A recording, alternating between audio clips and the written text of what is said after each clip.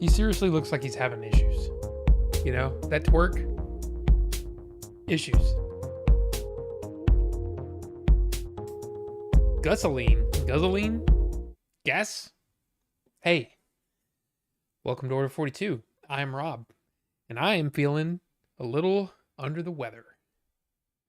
So yeah, allergies, I guess, but I've had like this crazy headache all day. But the show must go on.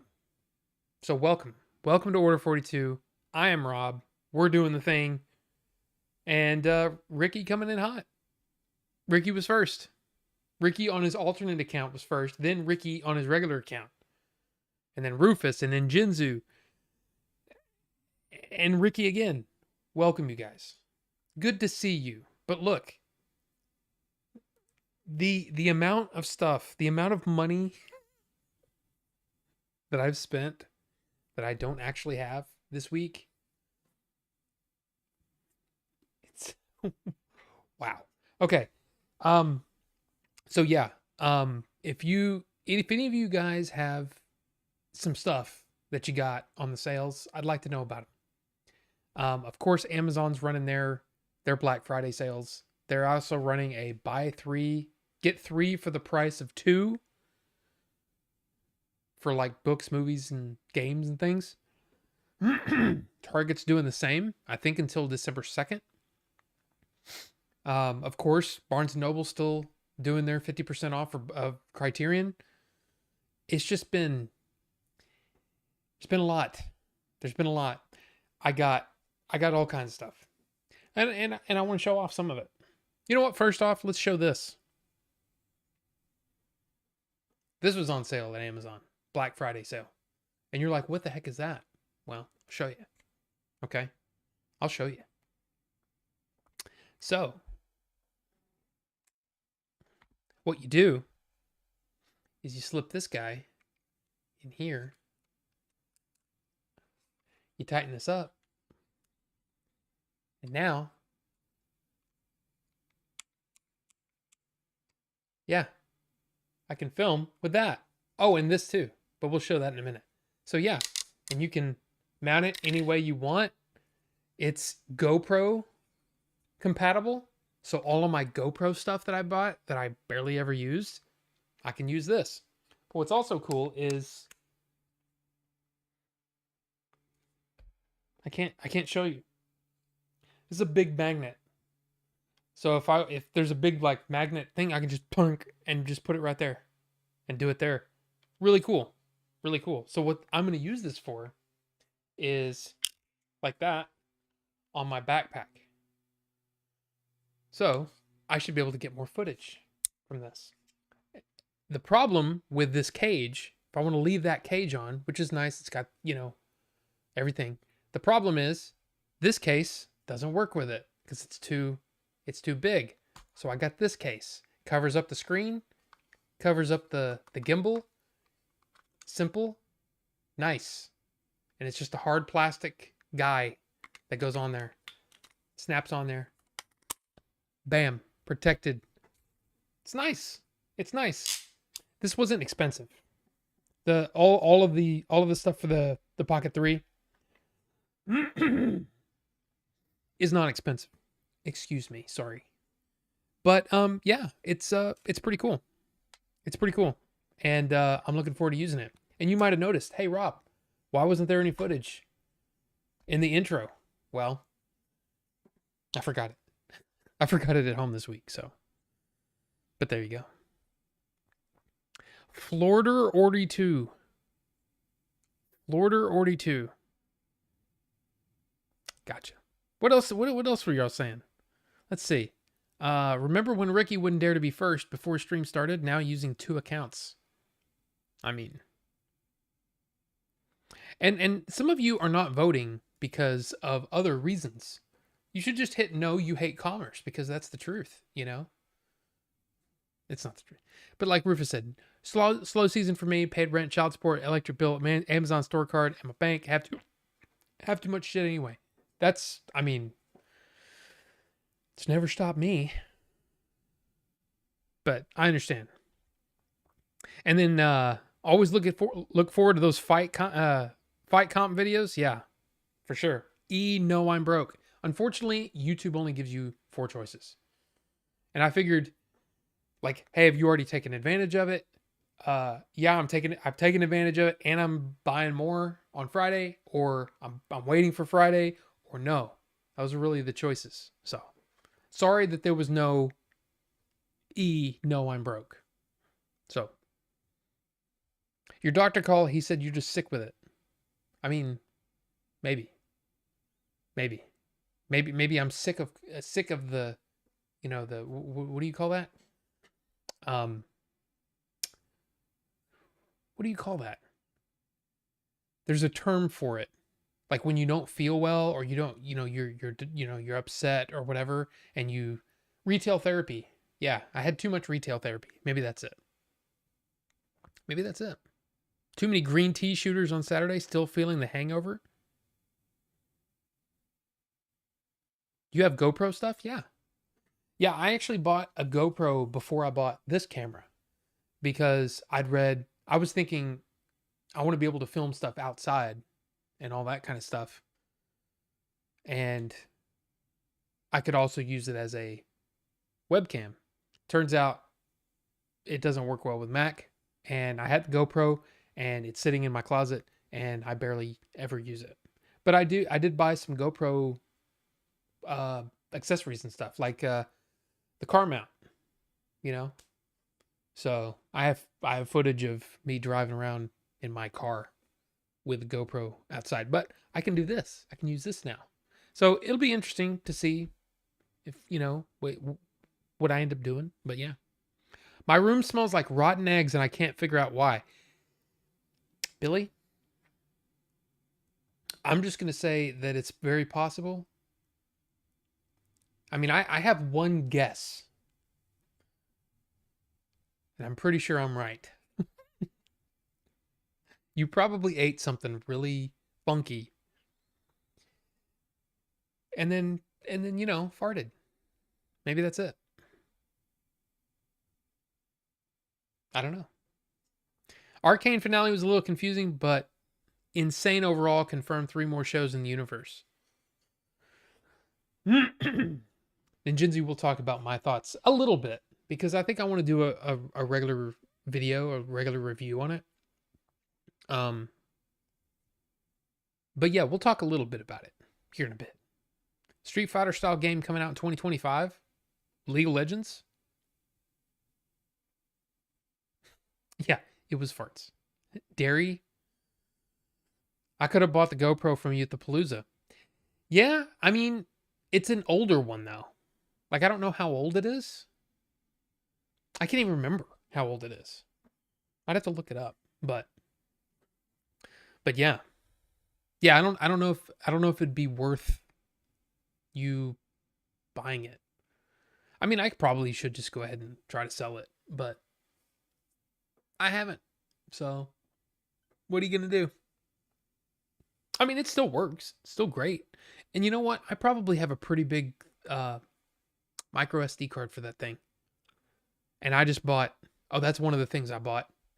I bought a bigger micro SD card. I saw, Ricky, you had a 1.5 terabyte micro SD card, which is crazy.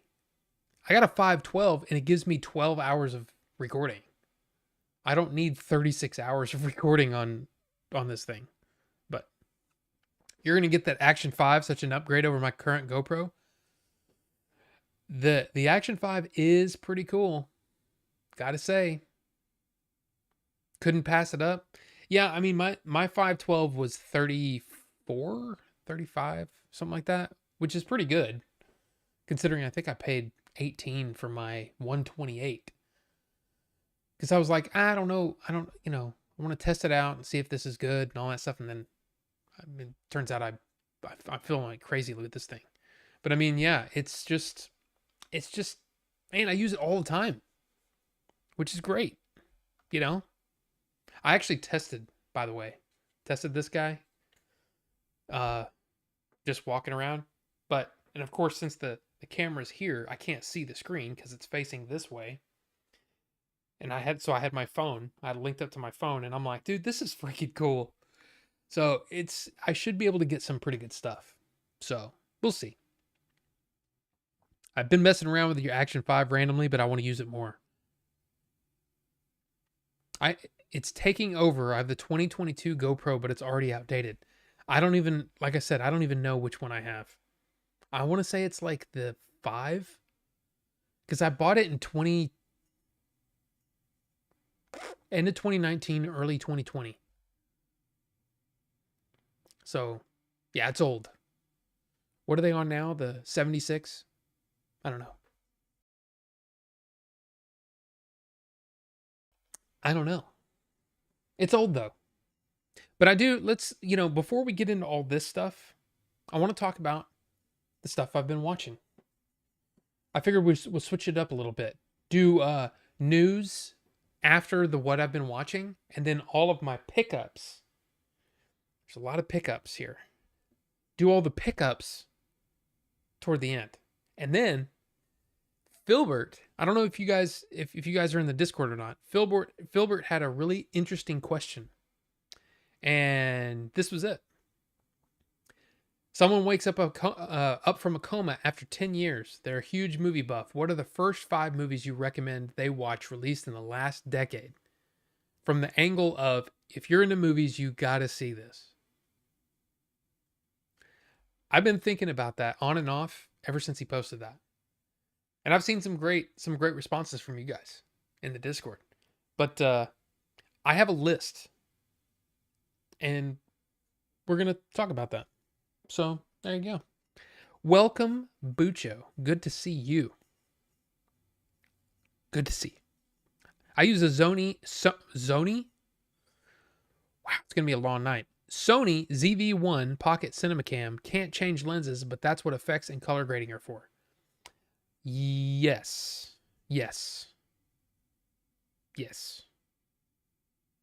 I don't even know what that one is.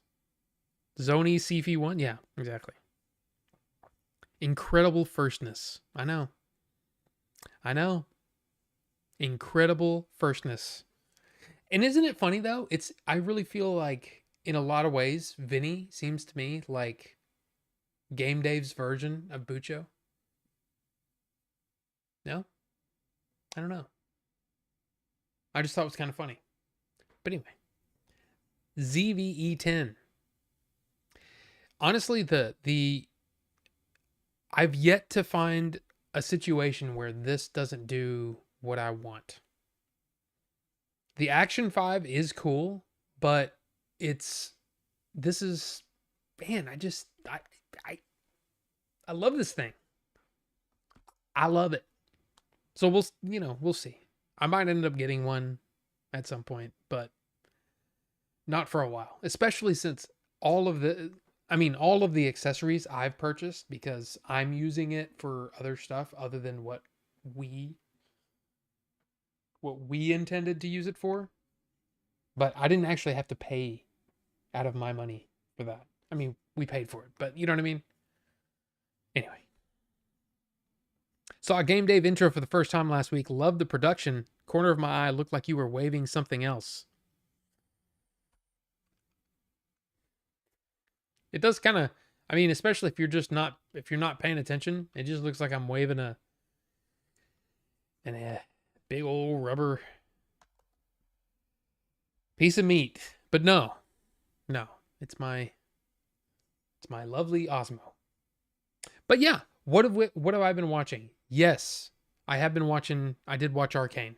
I watched the end of it, and I have to say, I was a bit underwhelmed with the way that the entire season played out. And I think it's because the first season is really, there's this separation between the classes. And here they didn't, I think it would be really interesting to find out at what point during the production of season 2 did they decide, okay, we're ending this story with season 2.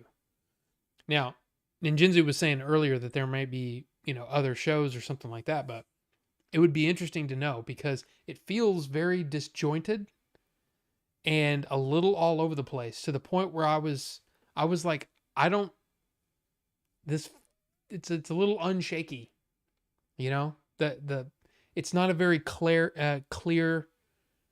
it's not clear where we're going or where we're headed and all that kind of stuff, but overall, I still enjoyed it. It still made me pretty emotional toward the end. Um there was I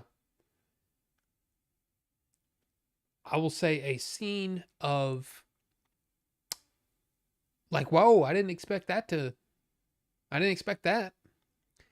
But again, I liked it. It's a good show, all that kind of thing. I almost feel like they said, you know what, we just made the first season of probably the first season was kind of like we just made the best thing ever. So maybe we should back off a little bit with season 2 and let other people catch up. Because I gotta say, even though I think overall Arcane is an achievement, I kind of feel like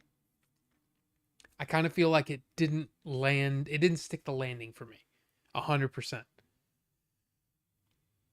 It's still good. I'm still gonna buy it on 4K when it comes out, but I just feel like it didn't quite stick the landing. The animation is amazing. That's the other thing. The One of the things I loved about the first season is that the animation, the changing, the morphing animation styles really got you into the character of Jinx. And it seems like we didn't get a lot of that in season 2. It was more straightforward. There was still some amazing imagery, but it didn't gel for me. It didn't gel for me. Story-wise, it didn't gel for me. But chat disconnected and then successfully connected. Okay. Is this, I can't type. Is this working? It appears to be working because it's on the screen there. I don't know what's going on. But yeah, it just felt disjointed. And like I said, I feel like somewhere in the middle of production they decided, "Hey, we're going to wrap this up." And because of that, there was a lot of, it seemed like they were in a hurry, and then it felt like it ended too soon. There was all kinds of things where I was kind of confused. It left me with a instead of a, oh my god, that was the best thing I've ever seen. You know, when I ended season 1, I said that has got to be the best thing. I can't think of a better show. But season 2, So yeah, Arcane. I do want to talk a little more in depth about some of the stuff for a review, but we'll see. And I don't even know, man. I don't, because of Thanksgiving and all. I got stuff going tomorrow too. I don't know when I'm going to be able to do it. I was kind of hoping that I would do something for Thursday, but I don't know. We'll see. But then I watched Dune Prophecy, and second episode was really good too. A lot of people, I saw that there were a lot of people that didn't like the first episode. That they were like, this is strange. This is, I don't know. I really enjoyed both episodes. I think episode 2 was even better than episode 1. It did have a little bit of that HBO, hey, let's throw in some, sex. I don't know why. It was fine, I guess, but it was also like, okay, let's keep moving, guys. But it was still pretty good. It's pretty good. So it's going to be interesting to see where this goes. So then I have to show off these. Now, of course, I talked about Invincible Fists last week. The movie, if you remember, where he wasn't invincible and he never used his fists. So I'm not sure why it was named that. But I saw Dragon Swamp. I saw The Flying Dagger and The Golden Sword. I think of the three, I did like Dragon Swamp. I liked that one pretty well. It was a very clear what was going on. The Golden Dagger or the Golden Sword was all over the place. All over the place. Didn't really care for it. But yeah, the Flying Dagger was actually pretty good too. Chang Che. But I liked it. The here's the thing. It seems like toward the end of the box, this is part of the Shaw Classics, right? Volume 1. It seems like the last half of this box was kind of a Cheng Pei fest. And I got to say, I'm okay with that. Cuz Cheng Pei is awesome, and apparently Volume 2 starts with a couple more Cheng Pei. Now, if you don't know who I'm talking about, I'll show you. I'll show you who I'm talking about. Because look, she was a cutie pie. Let me get my face out of the way. She was good. Now, of course, she did she did die earlier this year. But yeah, she was awesome. As a swordswoman. I don't know what the actual term is. But she was great. She was great and adorable. The weird thing about these movies though is she's constantly being mistaken for a man. And I'm like, how can she be mistaken for a man? She's cute as hell. Like, how? How is that? How? I don't know.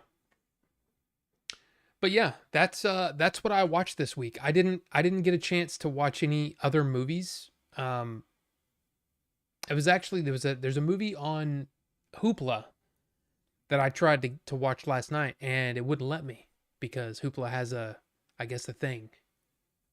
Like a limit of how many people can request things. So yeah. I'm glad that volume 1 is in the bag. I've got 3 more with a bunch of freaking movies to watch. But again, I am enjoying the thing, and I'm trying to, not just watch straight martial arts films because, man, you can kind of get burned out a little bit, and trying not to get burned out. So, yeah. Since last week, the only 2 things I've watched were Arcane and the new Giselnik special. I find him funny in segments or short bursts. I don't know if I would enjoy an hour of him as a comedian. But hey, was it good? You tell me. Was it good? Was it worth watching? There's 168 champions in league, so it definitely wasn't meant to last long. Heimerdinger with the guitar almost made me tear up. Yeah.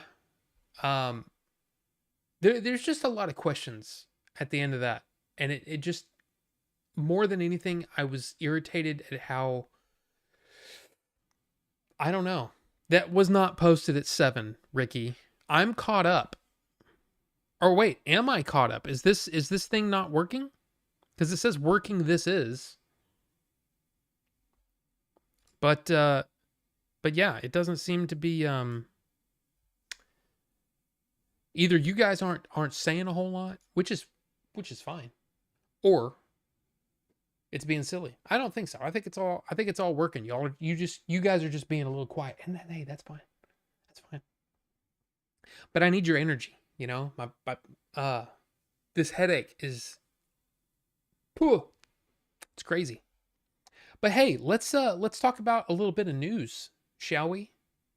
A little bit of news, and then we'll get into some pickups. It's a pretty good stack.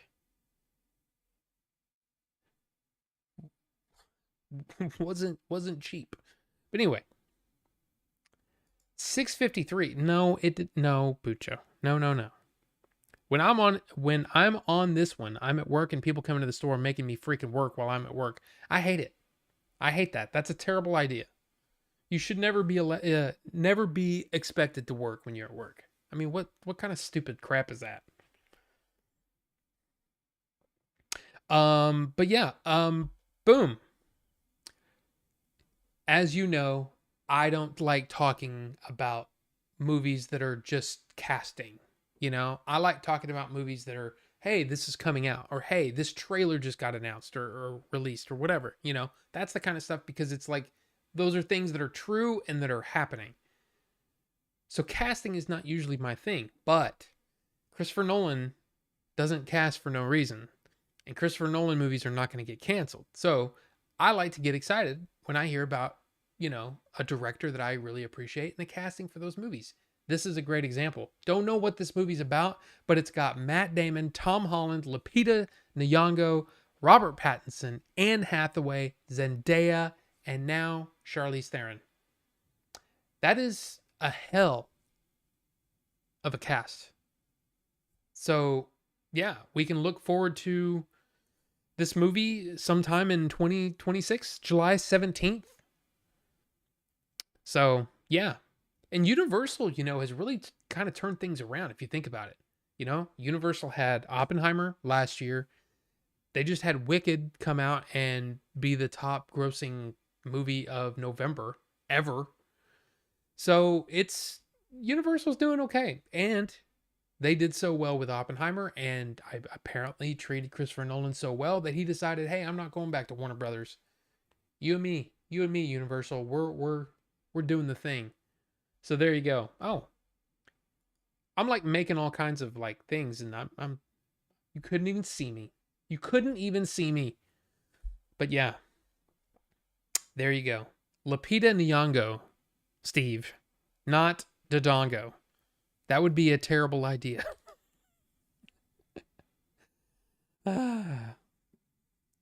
Kickboxer, yeah. No. I'm sorry, it's not my thing. It's not my thing. Not my thing. The best American martial arts movies. Well, I mean, that's a short list. Is that American though? I don't know. Pixel Phoenix, welcome. Good to see you. We just started off with movies that I've watched, and then we're doing the news. And I have to say, not sure about that, Rufus, but hey, there you go. What, like you do like posting things that I don't want to say out loud. Like I don't want to talk about those things. You like it's like so many times you're like I'm gonna post this, and it's like I can't talk about that, or I'm not going to. I'm not gonna talk about it. No, it's okay. You didn't have to retract it, but it's just I just think it's funny. It's like you're like yeah. But anyway, sorry, Rufus. Hey, Rufus. She didn't have to retract. Oh my gosh. Rufus, you cracked me up. You cracked me up, man. But I would say the 2024, you can look at that and you say, when it comes to movies, what is the big story in 2024? Right? What's the thing? It's no, it's cool, Rufus.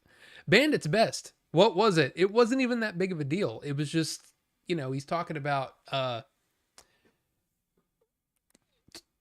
things that I'm just like, I don't want to discuss that kind of. I don't even want to bring it up, because then it starts a whole, well, what if this and what if that? I was like, I don't really mess with it.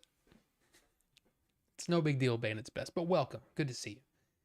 But I would say you could look and say, hey, Inside Out 2, you know, being this movie that out of nowhere became the number one movie of 2024. Deadpool and Wolverine coming out and just destroying competition left to right, but still couldn't catch up to Inside Out 2. You've got all of these aging filmmakers coming out with movies, right? You know, Ridley Scott at 86 with Gladiator 2. You got you had I think early, it may have been late last year, but you know, there's Michael Mann with Ferrari, Martin Scorsese, you know, Clint Eastwood, all of these things, the aging filmmakers. I think the biggest story of this year when it comes to movies is popcorn buckets. Yeah. For some reason, popcorn buckets is like taken over. Taken over? No, it's not even that Bandit's Best. It's just that it's not stuff I like to discuss because it's not. I like things to be chill, just chill, you know, and not inflammatory, you know, stuff. Or in the case of what he was saying, gosh, it keeps disconnecting. I wonder what's going on. It says excellent connection. I've gotten 0 drop frames, but it keeps disconnecting from chat. That's weird. It's very strange. But the popcorn buckets. So you've got these two. We've talked. I think I don't know if we talked about this last week, but there's the War of the Rohirrim, which is the new Lord of the Rings movie, anime that's coming out in December. Yeah, the hammer. You've got the flagon. Isn't that what it's called? And then, in fact, I don't know who it was. I kind of glossed over it because I'd already planned to talk about this next popcorn bucket, but somebody beat me to the punch, of course, on Discord, and that is the Nosferatu. Oh, hey, you know, I'm gonna mute that just in case. But the Nosferatu sarcophagus popcorn bucket. I mean, I gotta say, I'm not a huge popcorn bucket guy. Like, I don't like, I mean, that's a thing, right? This was a one-time thing. Because it was neat, and I like the face hugger and all that kind of stuff. But that one's cool. That one's really, really cool. You linked the Nosferatu. Oh, it was you, Pixel. Okay. All right. Okay. Oh, and by the way, did y'all see that in the thumbnail? Yeah, they gave these to us, and I completely forgot that we had them. And I'm like, that doesn't really make sense, because for this to actually be like my hand, I have to do it like this. And that there's nothing on that side. So it's I don't know. But yeah, they gave those to us at Gladiator 2, and I was like, it's kind of dumb. But, you know, hey. Weird stuff. But yeah, the Nosferatu one is really, really cool. And I think the popcorn buckets they're here to stay. They are here to stay. Let's see. The popcorn buckets are out of control. Yeah. Yeah. And I'm sure next year it'll be the same thing. And in fact, I think they ought to go outside of popcorn buckets and say, hey, let's sell t-shirts. Let's sell all the things, right? Anything that has to do with the movie, you should be able to go into see the movie and buy the thing. I think that'd be cool. Of course, if you sell them way before way before the movie comes out, and everything's sold out by the time the movie comes out, it's kind of crappy. But anyway. Jeselnik in 2024 still pushes jokes to places even 2005 Switched On show wouldn't go. Okay. I do like a dangerous comic. I like a comic that's not afraid of pushing boundaries, pushing the limits. I don't know. Clint Eastwood will be making movies from the grave. Maybe they will put his ashes in a popcorn bucket. I mean, that's possible. That dude lives and breathes movies. And it's really kind of disappointing that Juror number 2 didn't get a wide release, you know, in this kind of, I don't know. It's strange. It's like it's like Clint Eastwood made a movie with a budget that we really felt like we should have used for a streaming show. But because it's Clint Eastwood, let him make the movie. And yeah, we really won't market it or anything. I don't understand what Warner Brothers was doing there. I really don't. But I don't know. I heard it was good, but I haven't seen it. He'll never be able to match Switched On when it comes to raw sex appeal. I mean, I don't know about that.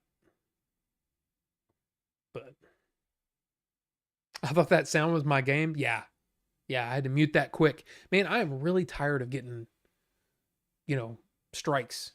Now, next week, though, it's December, which means it's Christmas time, which means Santa Pez will be played multiple times unless I get claimed. I hope I don't get claimed. But I'm excited for it.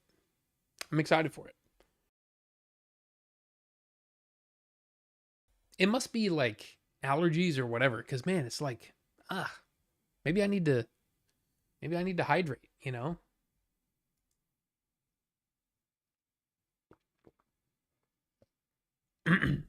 This needs a voice. I don't know what the voice would be.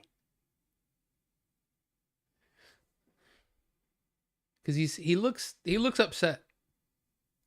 But it needs to happen. You better watch out. James Earl Jones? I don't know about that. I think that's more of a I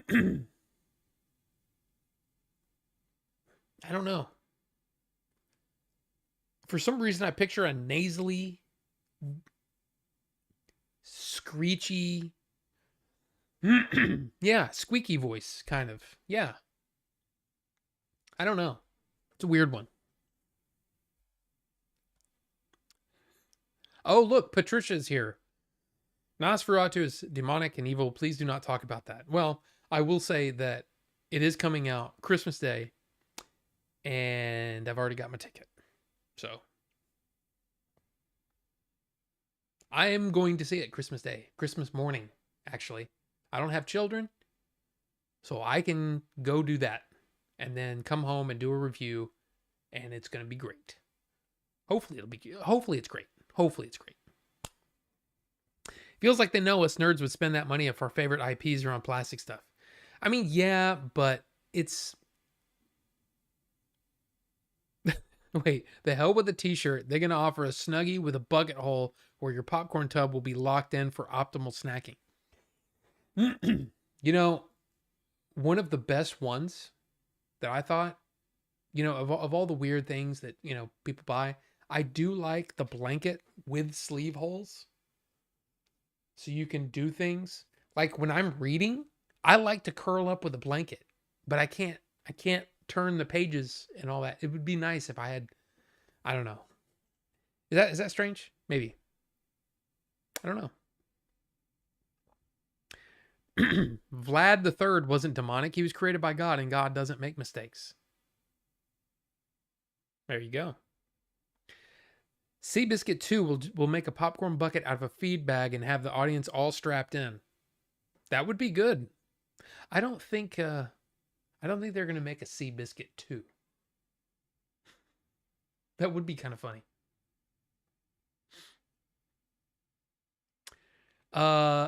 Mort from Family Guy? I don't remember who Mort is. It's been too long. Christmas Day release is hilarious. I love that. I know. I think it's really funny too, because apparently it's very violent, very gory. So that's gonna be fun. A fun way to celebrate the birth of Christ. So yeah. Nosferatu has been the greatest uncle ever to me, and I won't allow slander on him. Good evening, Rob, chat, aliens, Christian VS. I hope that there are some aliens in lurking right now in the chat. That would be great. Any aliens in the chat, just wink. I don't even know how to do that. No Seabiscuit 2? Can't imagine why. It's probably because he turned into dog food. I don't know if that's true. Is that true? I don't know. It's probably not. I'd rather have an ocean croissant over a Seabiscuit. Bucho, everybody. Oh, that was Ricky. Sorry, Bucho. I'm sorry. I'm sorry, Bucho. I gave Bucho credit for Ricky's joke. I apologize for that. Mort is the Hebrew gentleman that runs the drugstore in Quahog. I don't remember how to spell the name, or I don't even know how to say that. Yeah, I know. Sorry, Ricky. Sorry about that. Sorry about that. But yeah, that's that popcorn buckets, man. Popcorn buckets. Now, look, this isn't one of those things where I like talking about typically this kind of stuff, but I thought this one was really kind of interesting, especially since, next week Skeleton Crew's coming out. John Watts, the director or the showrunner for Skeleton Crew, he did the Apple TV Plus movie Wolves. I still haven't seen it, but it's got George Clooney, it's got Brad Pitt. And here's what happened. So it's really kind of interesting. This is what he says about this whole situation. I wasn't even told about it, the pivot to streaming, because Wolves was supposed to come out in the theater. For a long time, they were saying, oh yeah, it's a theatrical release. But if you remember, the last couple of theatrical releases haven't gone too well for Apple. You had Napoleon, and before that, you had Killers of the Flower Moon. Now, whatever you think of the movies, they did not do well. Okay? Box office was poor. So, that was the thing. But apparently, it was supposed to be a theatrical release. It wasn't. It actually only had 1 week in the theaters. He says, I wasn't even told about it until less than a week before they announced it to the world. I was completely shocked and asked them to please not include the news that I was writing a sequel. Because apparently they had made a deal that as long as it would go well, they would pay him some money, he would start writing the sequel, and they would do a sequel. They ignored my request and announced it in their press release anyway. So basically, in the promotion for Wolf, saying, hey, John Watts is writing another one too. Hey, hey, this is a good movie and we're behind it and all that kind of stuff, to try to make the movie look better than maybe it was. Anyway, they ignored my request and announced it in their press release anyway, seemingly to create a positive spin to their streaming pivot. And so I quietly returned the money they gave me for the sequel. I didn't want to talk about it because I was proud of the film and didn't want to generate any unnecessary negative press. I loved working with Brad and George and Amy and Austin and Porna and Zlatko, apparently other people that worked on the movie, and would happily do it again. But the truth is that Apple didn't cancel the Wolf sequel. I did, because I no longer trusted them as a creative partner. I just find that kind of interesting, because I thought, a lot of people have been like flocking to Apple because they thought that there was like sort of a mutual respect and all this stuff. And it's weird that they just, seems like they kind of screwed up with John Watts. And again, I don't know enough about John Watts to know, other than, he directed the live action Spider-Man movies. And he's got Skeleton Crew coming out. But yeah, that seems pretty crappy to do, It kind of reminds me of the whole Scarlett Johansson thing back in the COVID days. Remember when Black Widow was supposed to be a theatrical release, and then they decided out of nowhere, hey, we're going to release this at the same time on Disney Plus. And of course, because Scarlett Johansson had things in her contract that basically gave her a portion of the box office, she sued them because they basically kneecapped their movie, and its ability to make any money, and she won. So yeah, that's a thing. So it seems weird that Apple would turn around and do something somewhat similar. Business standpoint, it probably makes sense. Wolves probably wouldn't have made a whole lot of money, but yeah, I don't know. But there you go. I need to rewatch the original Nosferatu and Shadow of the Vampire. I haven't seen Shadow of the Vampire in a very long time. In fact, I don't know if I've ever seen that. I need to watch that. I need to watch that before. Showzama, welcome. By the way, welcome.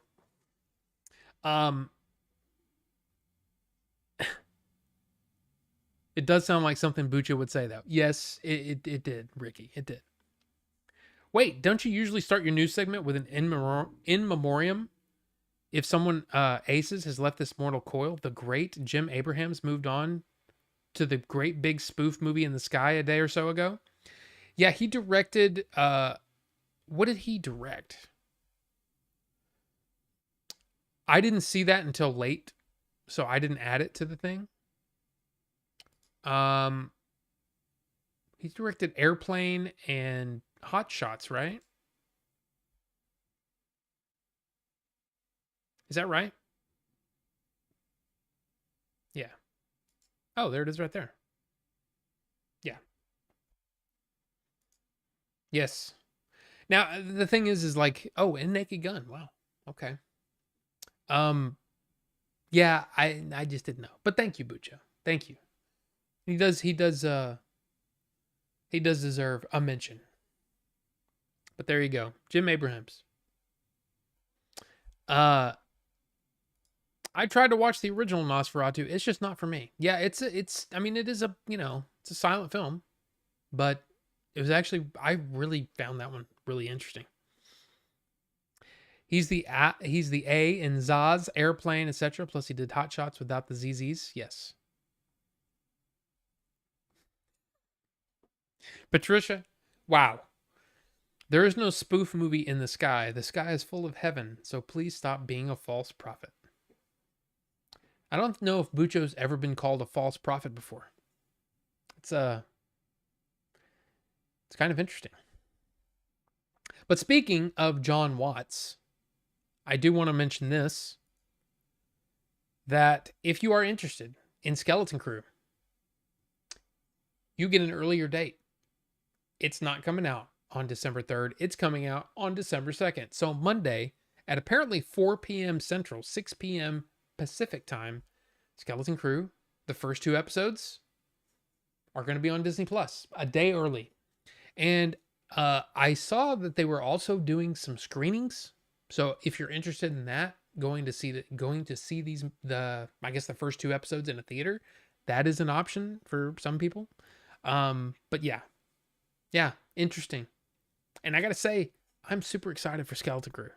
I think it looks great. I think it's gonna be fun, and yeah, I'm excited. I'm excited for Skeleton Crew. So there is no try. Yes, Bucho, there is no try. Patricia, I hope you accept Bucho's apology.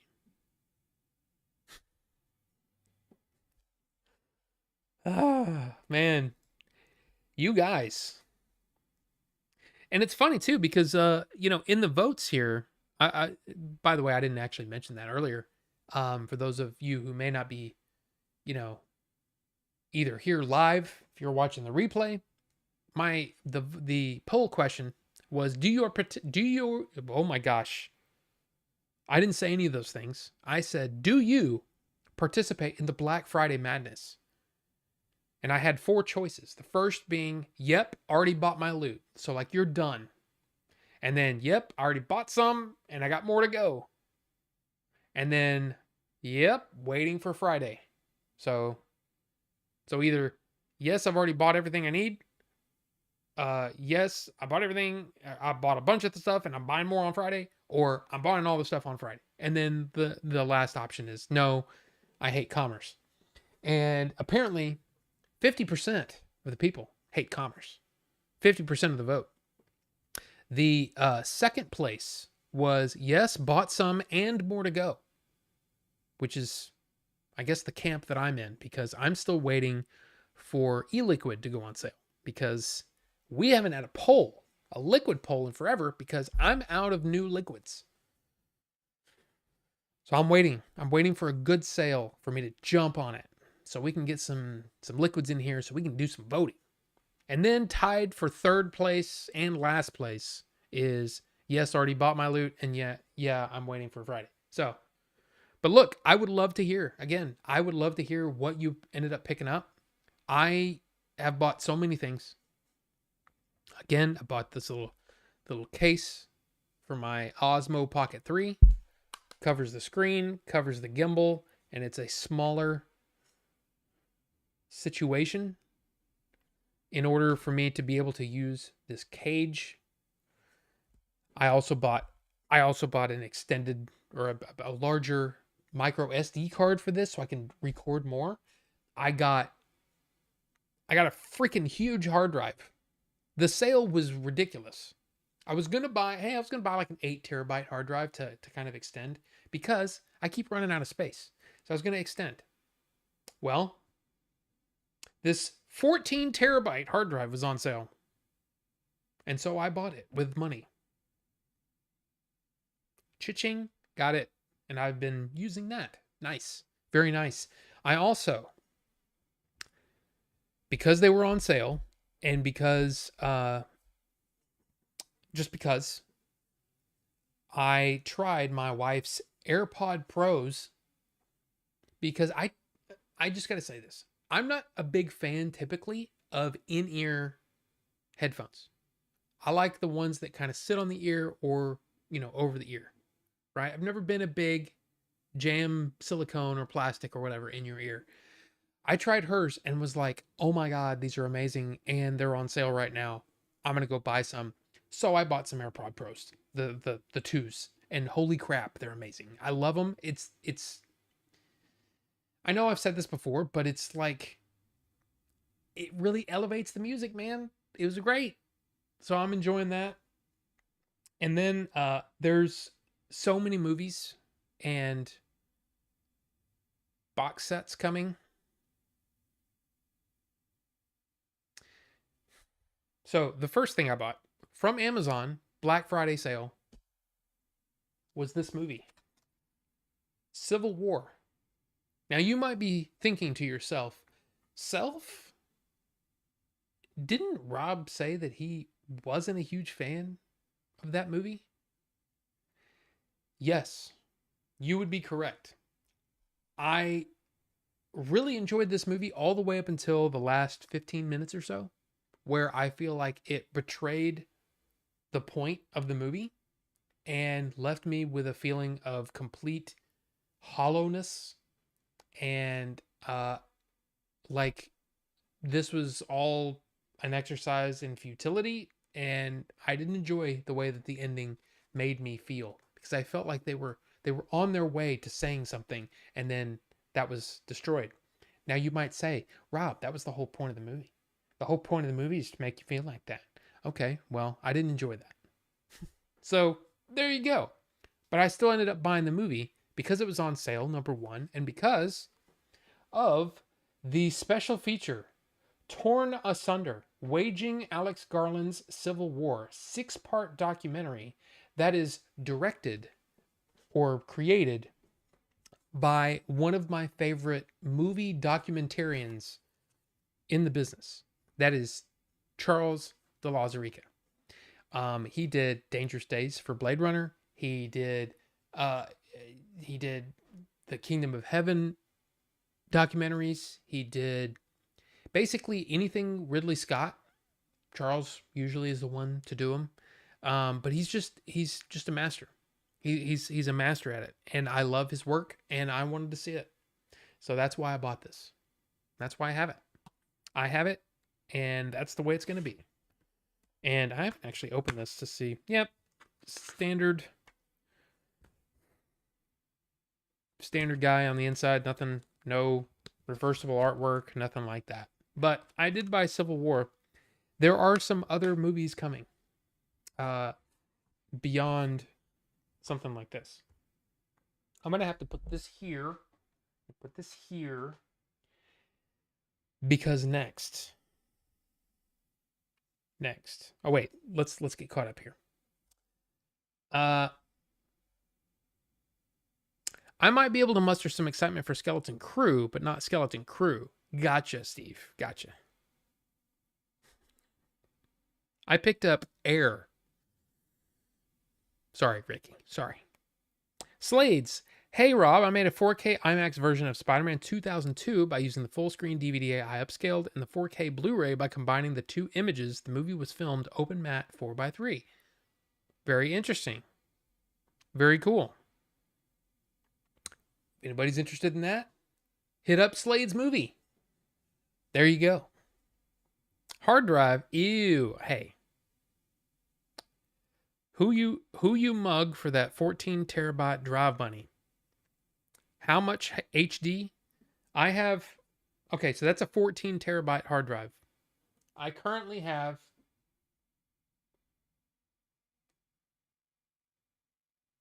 That would make it 30 terabytes on my hard drive. Now, here's the thing. Do I need to keep every stream that I ever did back on Twitch? I don't think so. But I just figure I'd archive it, you know? And because of that, it was really taken away from all of my other stuff that I've done since then.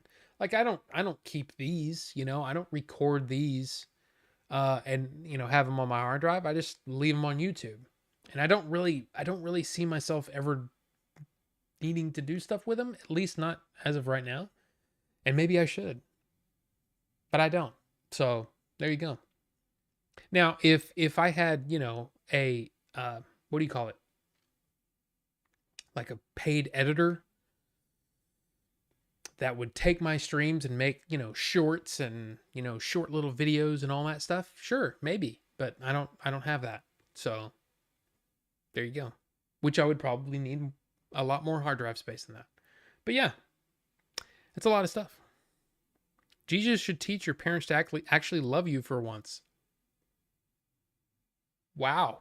Wow, Patricia. Wow. I'll be watching Skeleton Crew because it will feature the star of Sky Captain and the World of Tomorrow, Jude Law. You know what? I think I used to own that. I think I used to own that on DVD, but it's not here. So I must have traded it in at some point. That was a weird, strange movie there, Bucho. The Law of Jude. Yes. Tears of the Sun needs a 4K, unless it already has one already and I didn't know. I don't think so. Osmo Pocket new protector case link. Sure. How can I do this? Because I don't think I'm logged in. I'm not. Give me a second. Okay. Switch accounts. Okay. How about I do this? I'll close that. Do that. I'll go over here because I know I'm logged in on this. Let's see. Give me a second. Just hold on a second.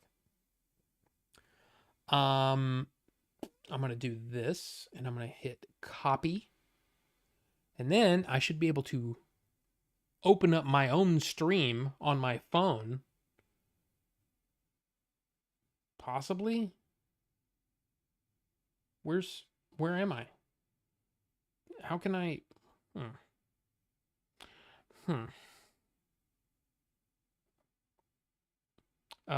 No.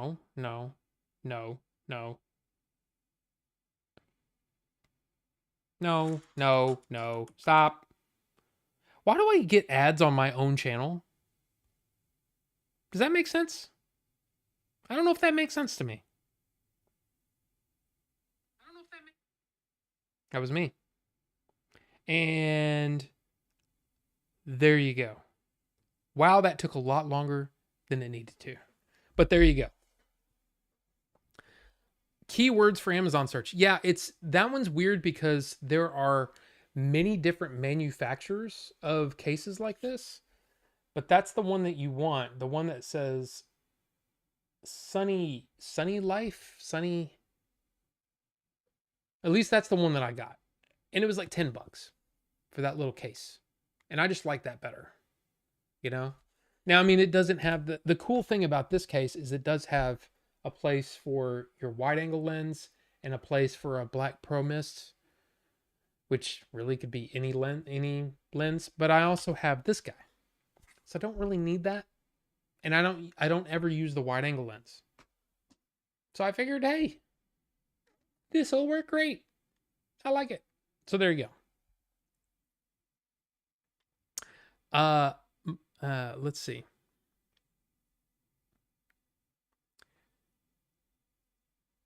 My fan edit of Civil War is the original movie unchanged until the last 15 minutes. Then I've grafted the last 15 minutes of Kickboxer onto the end of it for a real feel good climax.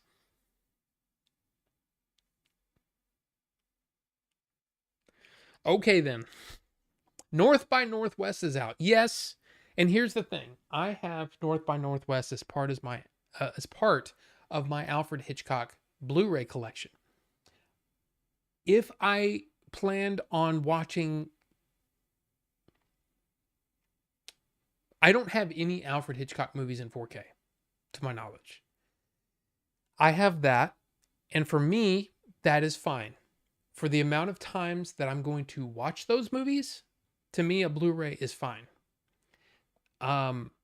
It's great that North by Northwest, if you're a fan of that movie, I actually was a little bit underwhelmed by North by Northwest in relation to his other work, right? Like to me, Rear Window, Vertigo, Psycho, The Birds, maybe not even The Birds. Rope. I like Rope. Rope is one of my favorites. But that's just me. But yes, North by Northwest is out, and I hear that the 4K transfer is, just amazing. So there you go. Nah, but 14 terabytes is nice. It is nice. Did you ever get the comparison for the Terminator differences? Ninjinzu, yes. It was actually Vinny, I believe it was Vinny, that posted a tweet from a gentleman who said, hey, just to let you know, I've got the 4K and Amazon Prime, the whatever they're using is the exact same.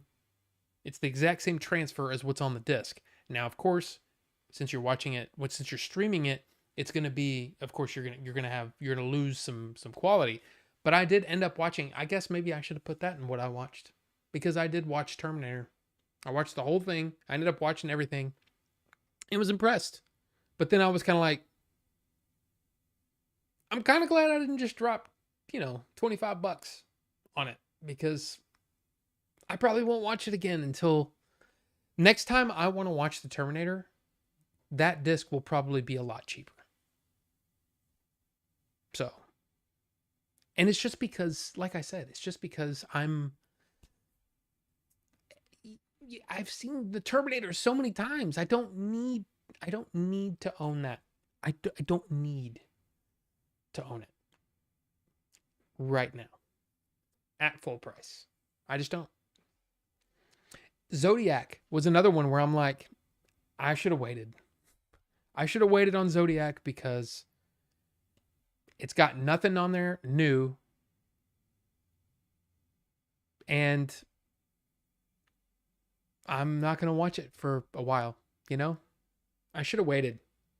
Because that was that ended up being like $27. Yeah. Jesus should teach Patricia to have some manners. I mean, not wrong. Be back in a bit. Shozama, you do your thing, man. You do the thing. Patricia uses the wide angel lens for her home movies. That was also very Ricky. Or very Bucho, Ricky. I wish I came up with that one too. See, there you go. North by North Goobins. Goobins, Billy? Any movement on the Goobins? Because, hey. Look, all I know is that whatever we do next, I want to do it soon. Because I'm ready. I'm ready to make another movie. I don't care what movie it is. I just want to make another movie. So let's get going. I don't know who we have to, sleep with to get that money, but let's get that money. Let's do it. I thought North by Northwest was a concert or something. No, it is a movie with I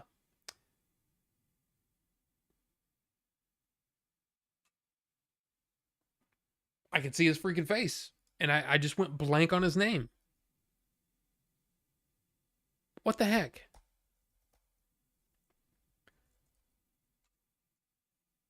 Jeez, Cary Grant. for some reason, I just thought Gary Cooper, and then I couldn't think of Cary Grant.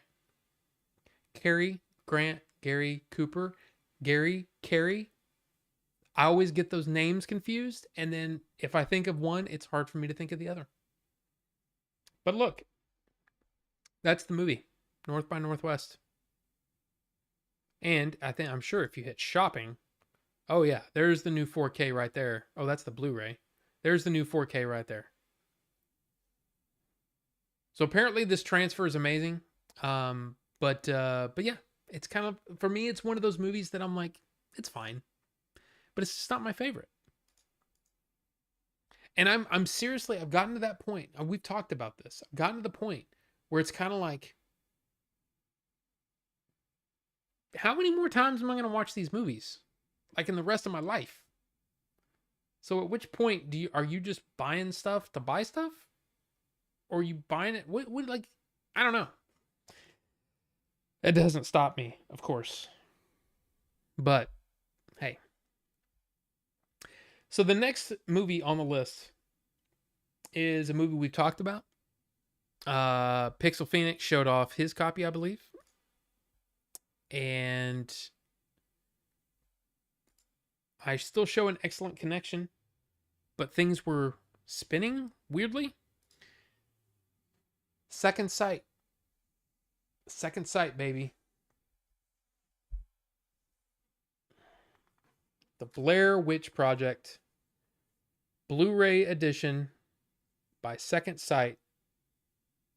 And I'll show you all the amazing things that is in here. Here you go. The new restoration of the theatrical and festival cuts from the High 8 videotapes and 16mm film elements, supervised and approved by the producers and directors. Also includes original exhibition theatrical cut from the 35mm transfer master. Theatrical cut. New audio commentary by Alexandra Heller-Nicholas and Josh Nelson. Theatrical cut. Directors and producers. Audio commentary. Disc 2. Blair Witch documentary. New feature-length Second Sight Films production. Deleted scenes, including previously unseen video and 16mm footage. Alternate endings. Curse of the Blair Witch. Cannes 1999 archive director's interview. Trailers. And let's show you what's on the inside of this bad boy, because this is, again, the way that all of this works and the way that this is put together.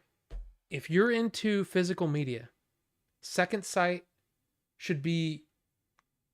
you should have your eye on them, because they make beautiful sets. So this is only, as far as I'm aware, this is only my second Sight release, because I have this copy of Drive right here that is going for quite a bit of money now if it was brand new. But of course I opened it and enjoyed it. But first up, we get Heather's all-weather backcountry notebook. This is just a fun little thing. It's looks like a notebook. This is visible in the very beginning of the movie. You have art cards, and these art cards are actually kind of hard to get out. So I'm going to be careful as much as I can. Try to slip this piece of paper off without damaging things. Come on. Because, yeah, this is just, again, it's just a beautiful set. So artwork, art cards. Very nice. This is the front cover, the new cover. And then, of course, the classic cover. There you go. So those are the art cards. Then we get a hardcover book, like a hardcover book. And this book has everything from essays, interviews. There's a smell of fresh paint from this. But yeah, wonderful, wonderful stuff. It's this is the kind of thing where if Second Sight releases a movie that you love, you want it. You want to own it because there's so much passion in the making of these things. And I know this is one of those things where some people are going to be like, really? But I love Second Sight. If I had the money, I'll tell you this. If I won the lottery, I would buy every single Second Sight release, regardless of if I like the movie or not. And I would buy every Criterion release as well. And yeah, I'd have them all. And it would be great. But of course, in addition, you do get the movie and the special feature disc in this nice little case. And of course, everything fits together beautifully. And yeah, it's a great set. Now, I want to give you a few more details on this release. Okay? Just the way that this feels, it just feels quality. You know, it's just quality. But I want to bring a couple of things for your attention. First up, this is what he said. This is one of the directors. In 1999, a group of industry outsiders went into the woods in Maryland to shoot a low-budget horror movie called The Blair Witch Project. 25 years later, that film is finally being released on home video for the first time as the filmmakers originally intended.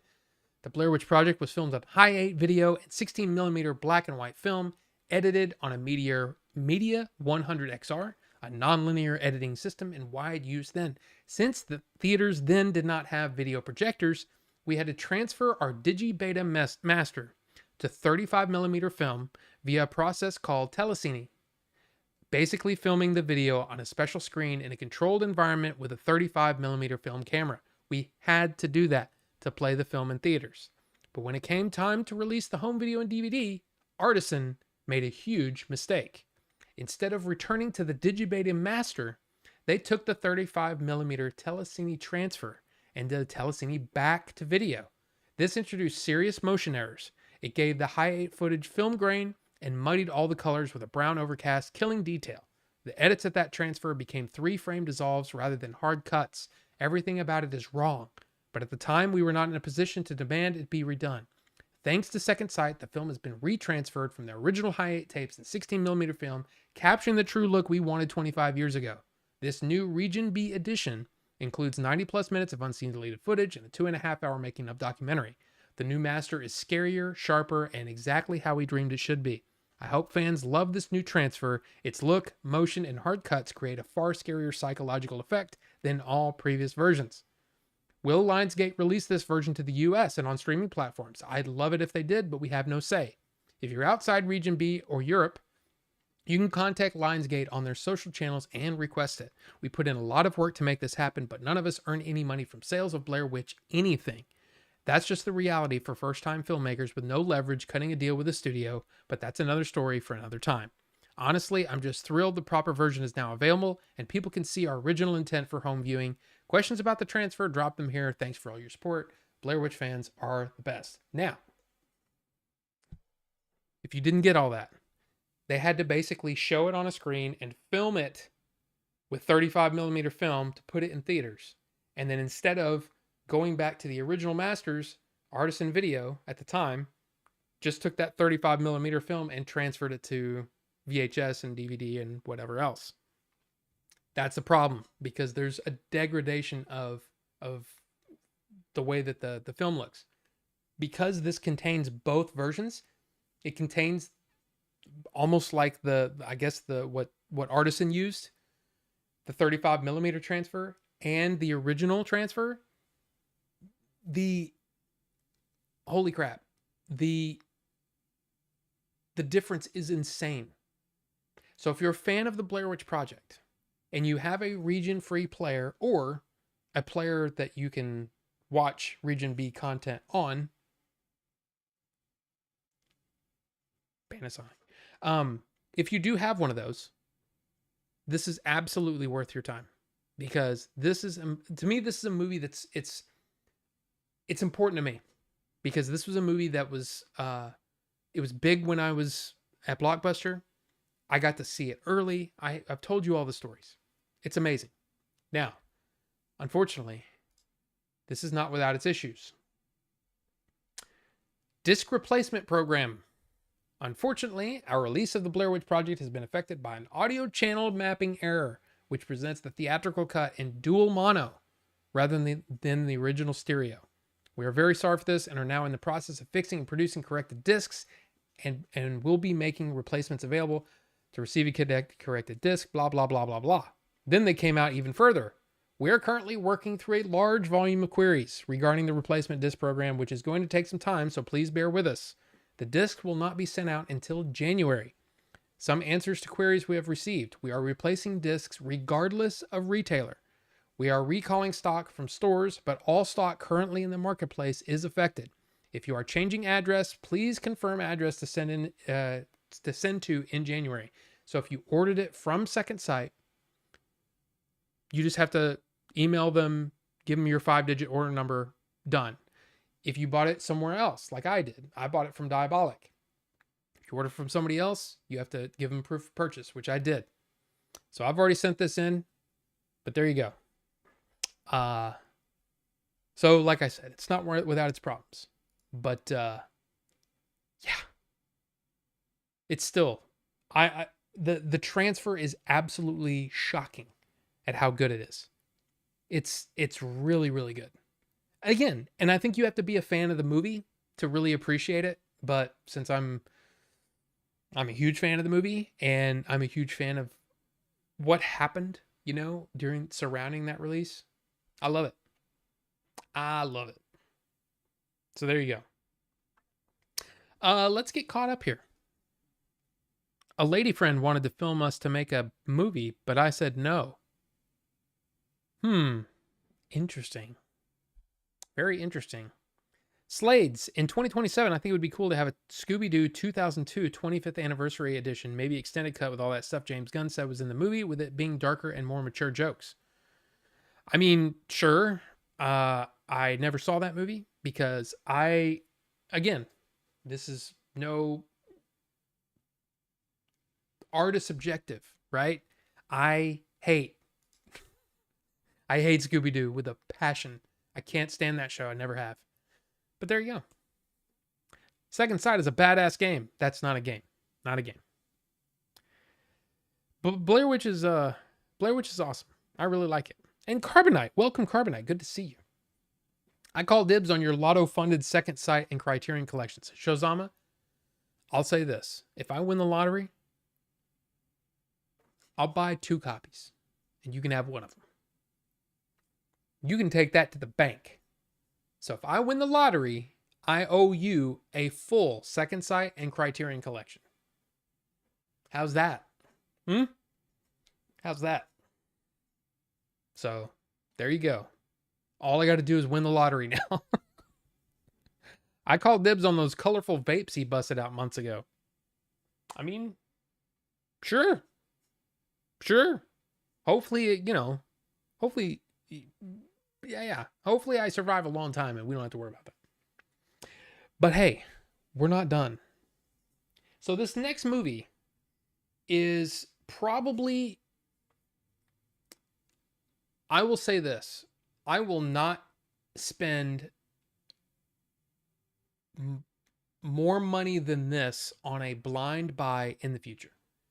Just because I've been burned way too many times with blind buys. Suggestions and recommendations from people, from message boards, forums, YouTube videos, whatever. But I did buy this one. I haven't seen it yet. It could be terrible.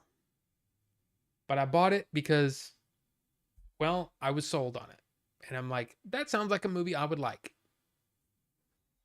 It is A Bitter, Sweet Life. Now, this also has the same kind of treatment.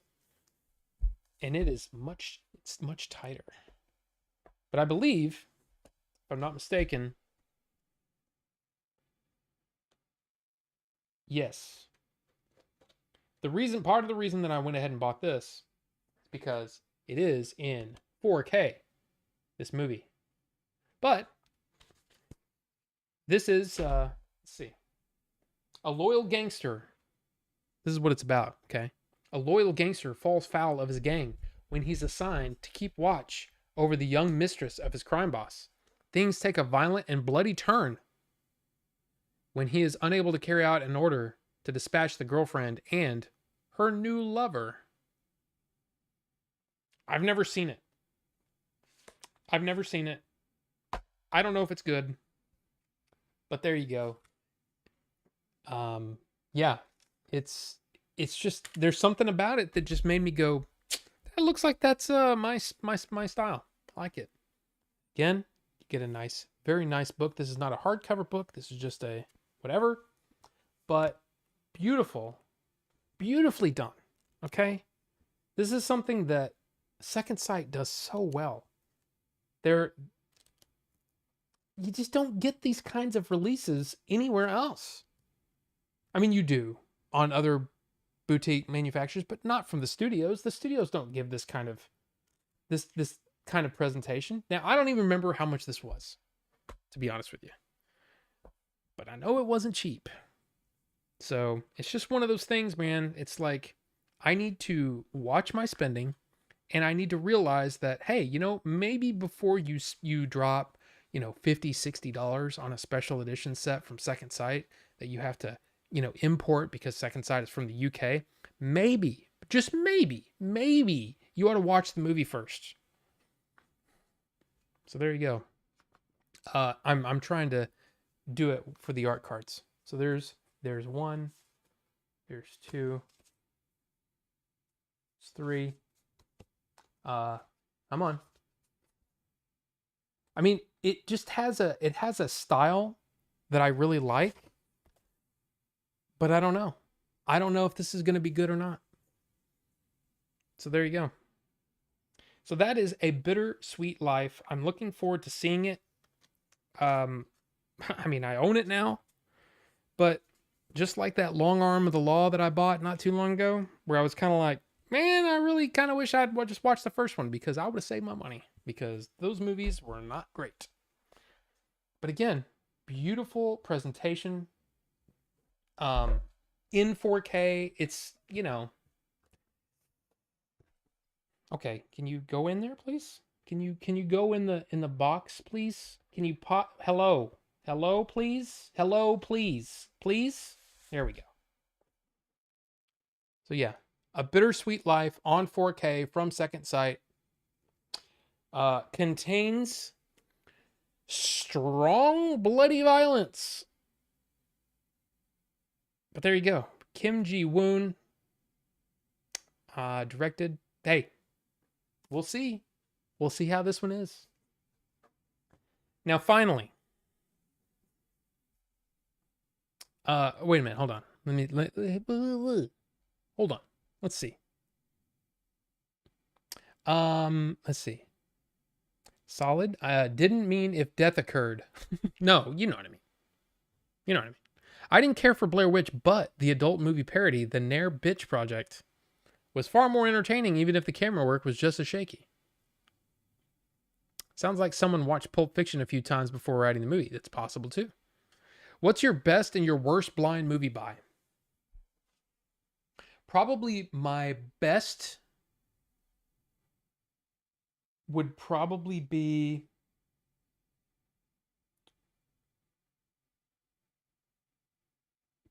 Notorious. I mean, there's probably others, but I can't think. I'm really just thinking of the last few years. Notorious was, man, that was good. That was such a good movie. The worst is definitely Long Arm of the Law. Like, to me, it's like a low budget Hong Kong crime thriller thing, but with not so great acting, and the camera work was shoddy, and yeah. Hopefully this one is not, terrible, but yeah. A Bittersweet Life is a complete blind buy, and I was completely sold on it, and it looks awesome, but we'll see. And yeah, it is very blue. Very blue, Steve. Very blue. Filbert McFibs, I'm here. And by the way, Filbert, we already discussed briefly that you had mentioned this.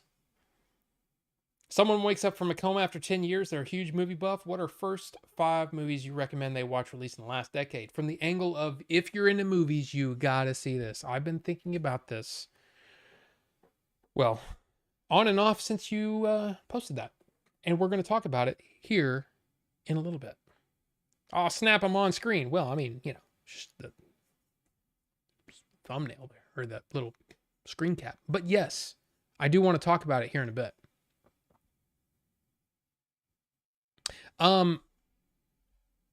So yeah, one more pickup. And then I have a little bit of, I guess, physical media news that may be breaking news. Like, seriously, breaking news? Because I haven't heard anybody else say it, except for one person. But Ricky showed off his copy, but I got mine, The 7 Samurai in 4K from the BFI collection. So BFI's version, there's nothing on the back, under the slit thing, but it does have a bunch of stuff. But let's open it up and let's look. Because, dude, first off, yeah, special features. This is also Region B. So if you buy this and you don't have a Region B player, you will only be able to watch the 4K release, the 4K movie. With the commentary, I think there's just one commentary. You will not be able to watch the special features if you don't have a region-free player or a Panasonic UB820. But it comes with some art cards. Beautiful. Beautiful. Okay, come on. That's Toshiro Mifune. Of course, Akira Kurosawa directed this amazing film. And then I watched this recently in a theater, this same restoration that was done by BFI. In fact, at the beginning of the movie, there's a like a title card that says, this is from Toho 4K remastered, blah, blah, blah, blah, blah, blah, right? Same title card was on this. Now, Criterion released a 4K of this as well. It does not have HDR or Dolby Vision.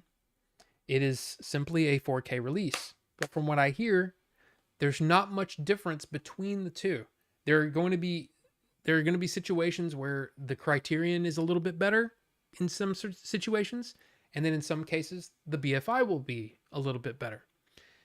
I don't know if you can go wrong. Now, if you're like me, and you already picked up the Criterion 7 Samurai on Blu-ray, guess what? All the special features carry over to the 4K. So I have all the Criterion special features, but I also now have all the BFI special features. There's not really a whole lot difference, but I got the best of both worlds to me, at least in my case. This also comes with a nice booklet with a bunch of stuff in it, which I haven't really looked at yet. It smells like a magazine. Yeah. So, wonderful movie. This is a 3.5 hour movie that I gotta tell you, it does not feel like it. Like, it just freaking, you gotta head out, Carbonite. Hey, happy Thanksgiving to you too. But yeah, I love it. I love this movie so much. I really do. And also included is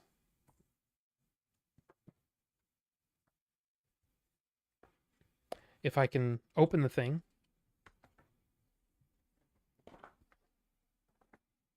a poster of what's on the cover art and that. So yeah, I'm very happy with my purchase. I I really am excited to sit down and watch this again. Um, from what I hear, uh, well, it was actually there was a video that I watched that showed that um, there's actually translation differences between the Criterion and the BFI, which is interesting. But yeah, there you go. The Seven Samurai in 4K from the BFI collection, or from BFI, British Film Institute. Excuse me. So there you go. Lovely. Lovely. So there you go. That's all the physical media that I have currently. There's so much more on the way, guys. It's kind of dumb, but there's more coming.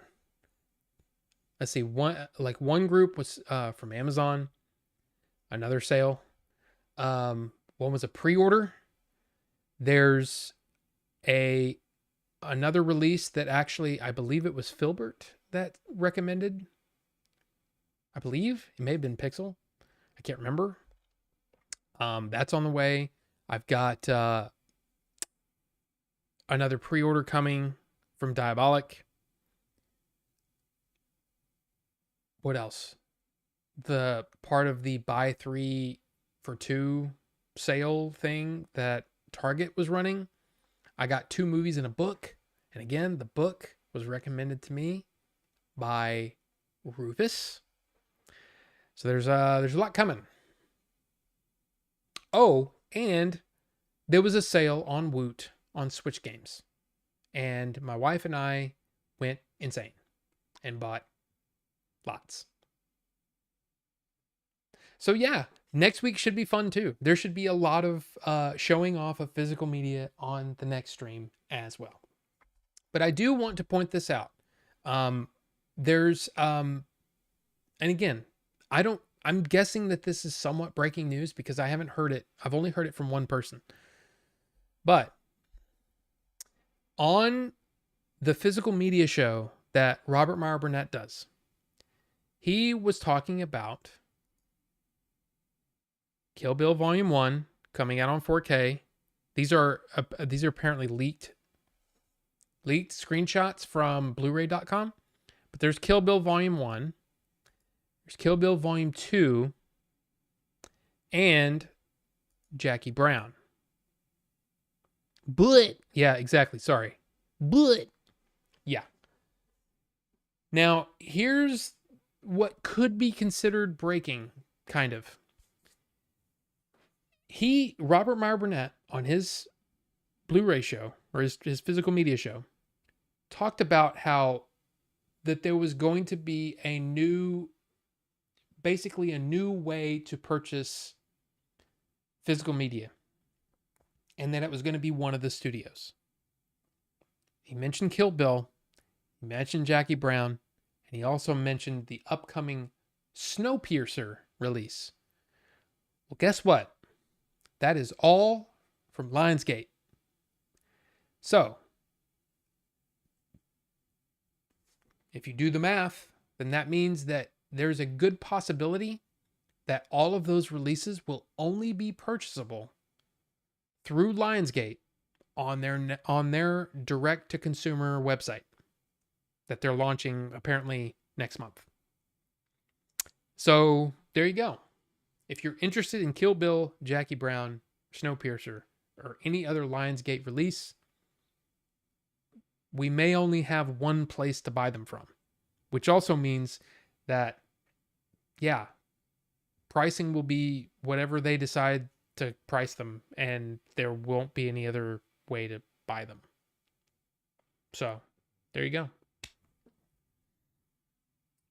Will I get to choose 10 Blu-rays for just a penny and pay over time? My guess would be no, Steve. My guess is that it's going to be whatever they decide to charge, which could be a good thing, could be a bad thing.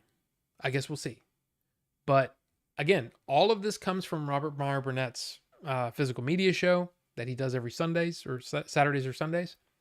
Oh, by the way, I will mention that tomorrow is supposed to be Robert Meyer Burnett's 1000th Rob Servation's show, and he is having people come on his show and do things. Like they have like 30-minute blocks where whatever. And I actually sent him an email about a month ago saying, hey, I wouldn't mind being on there, but I also know that, hey, I have a regular stream. So if you have some other members of your community that want to take part and you don't have room for me, that's fine. But if you don't, I just know that 16 hours is a long time to do a stream. I would love to help if I can. I still haven't heard from him. So my guess is I'm not going to be on that show. So, but tomorrow, starting at, I believe it's 8 a.m. Pacific time is when that starts. If you're interested, you may be like, I don't even like Robert Meyer Burnett. But I was going to be on there and I was going to ask him some physical media questions. I was going to ask him some movie questions. So I was actually kind of excited to be on there and talk to Robert Meyer Burnett again. But apparently he doesn't want me. I just checked my email again to see if, just in case he had, because I didn't want to say it and then go, oh, yeah, I'm going to be on at 2:00 or whatever. So anyway, that's the thing. 16 hours is easy. I know someone who once did a 20-hour podcast. Actually, 3 someones. Mucho, that is true. But yeah. And I know we should have planned much better. And I think we would be able to do it no problem now, especially if we could record some things to queue up and play videos and things like that. It would have been better. But yeah. 2005, 2006, 2007, how many people had, I don't know. Still, I mean, I've said this before. I'm a big Robert Meyer Burnett fan. We don't always see eye to eye, but I mean, gosh, he went off this weekend on the Goonies, like went off on it. Like basically saying, yeah, if you've grown up and you still love the Goonies, you have problems. I mean, he was trolling people for like a day and a half about the Goonies, and people were mad. There were some mad people. And the thing is, I gave money to the Goonies Kickstarter. The upcoming documentary that they were doing, where they're going back and they're doing a bunch of, interview footage with a bunch of the people that made the movie and cast and crew and all that kind of stuff. Of course, Richard Donner did pass away. But yeah, I gave money to that. I think the Goonies is great. I think it's fun. I don't know why he hates it so much, but I was actually it kind of made me laugh. But anyway, I like Robert Meyer Burnett, and I'll probably be watching on and off tomorrow, and to support him. I mean, that's quite an accomplishment. 1,000 live streams. It's pretty amazing. Anyway, let's see. It's 8:40. What do you guys got? They need to reintroduce the Columbia House model to the new generations.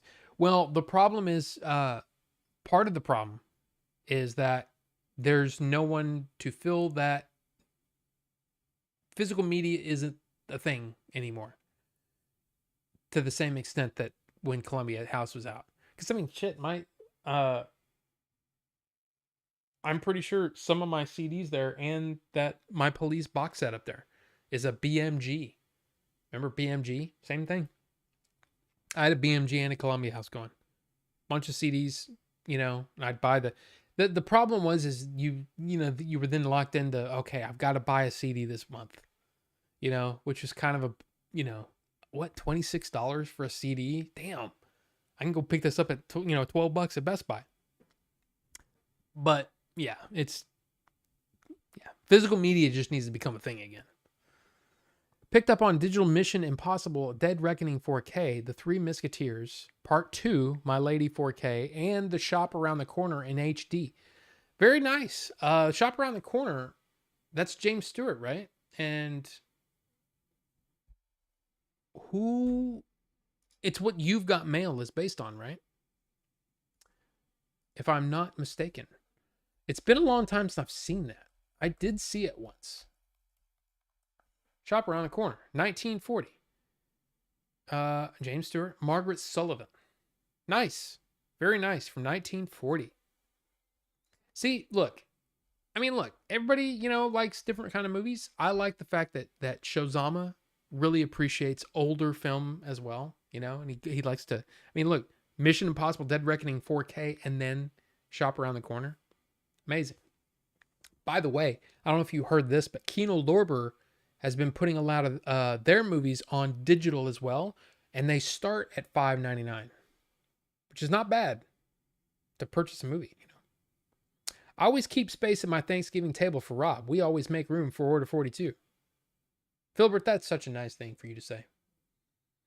I'm really happy that there is some crossover between me and Game Dave, Every now and then, you got Vinny coming in here, or you got Ms. Moon coming in. I just think that's freaking cool. And we kind of bonded over our mutual infatuation with gamer David.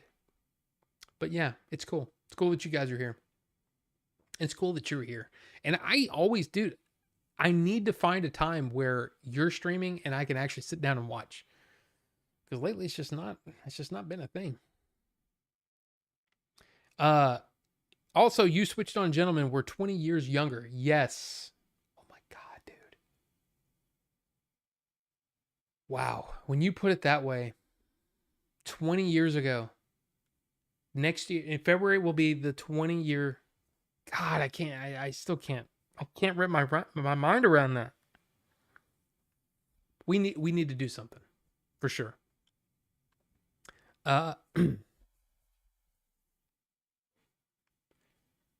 Remind me at 10:30 to text Brian and Jerry about the anniversary.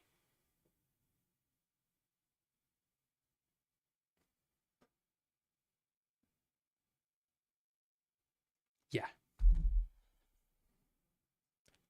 Yeah, we need to do that. Watch the Deadpool and Wolverine again at home. Didn't hit as hard as the first time. I mean, almost no comedy will. And if you're in a theater with a bunch of people and they're all laughing too, that's part of the experience. And there are, The Nutty Professor was a movie where people were, losing their mind in that movie. Dumb and Dumber, losing. Oh, actually, I can't say that. I don't think I saw Dumb and Dumber in the theater. But Nutty Professor I did, and people were losing their freaking mind. I was laughing my butt off. Everybody was laughing. But then you watch that movie at home by yourself, and you're like, because laughter is contagious. And here's another interesting side note to that. There's something about a live performance, right? I don't know what this phenomena is. Maybe some of you who have been to plays, been to musicals, live performances, maybe you can understand this. But it seems that every time we go to a play or a musical, at the end, when everybody's clapping and everybody's standing up and they, clapping and everything, right? And then you've got the cast comes out and they do their bow and all that kind of stuff, right? Every single time, I get tears in my eyes. Like, I get emotional. It's almost like there's empathy for the performers and how it must feel to go out there and put on a good performance and seeing the appreciation on people's faces and the clapping and all that stuff. And there's something about it. I get emotional about it. What is that phenomena? What is that? Is it just empathy? What is it? Where does that come from? So I don't know. I feel like even though it's not a live performance, watching a movie in a theater full of strangers and having a transfer of emotion depending on the movie, whether it's fright, whether it's, a thrilling thing, whether it's, a comedy, a sad movie, all those things. It's intensified in a theater because you're all focusing on the same thing. I mean, as long as you keep your phone put away, you know what I mean? You're all focusing on the same thing. So I feel like Again, I've said it many, many times. You can only see a movie for the first time once. Why not make it in the theater when you're going to have that intense reaction to it? Now, you might argue, well, Rob, how many times have you watched a movie in the theater and you go, oh man, that was great. And then you get home and you're like, eh. Once you watch it again, you're kind of like, eh. That is absolutely true, and that has happened. But in a lot of cases, for the movies that I really love, I bring the memory of that experience when I watch it the second time.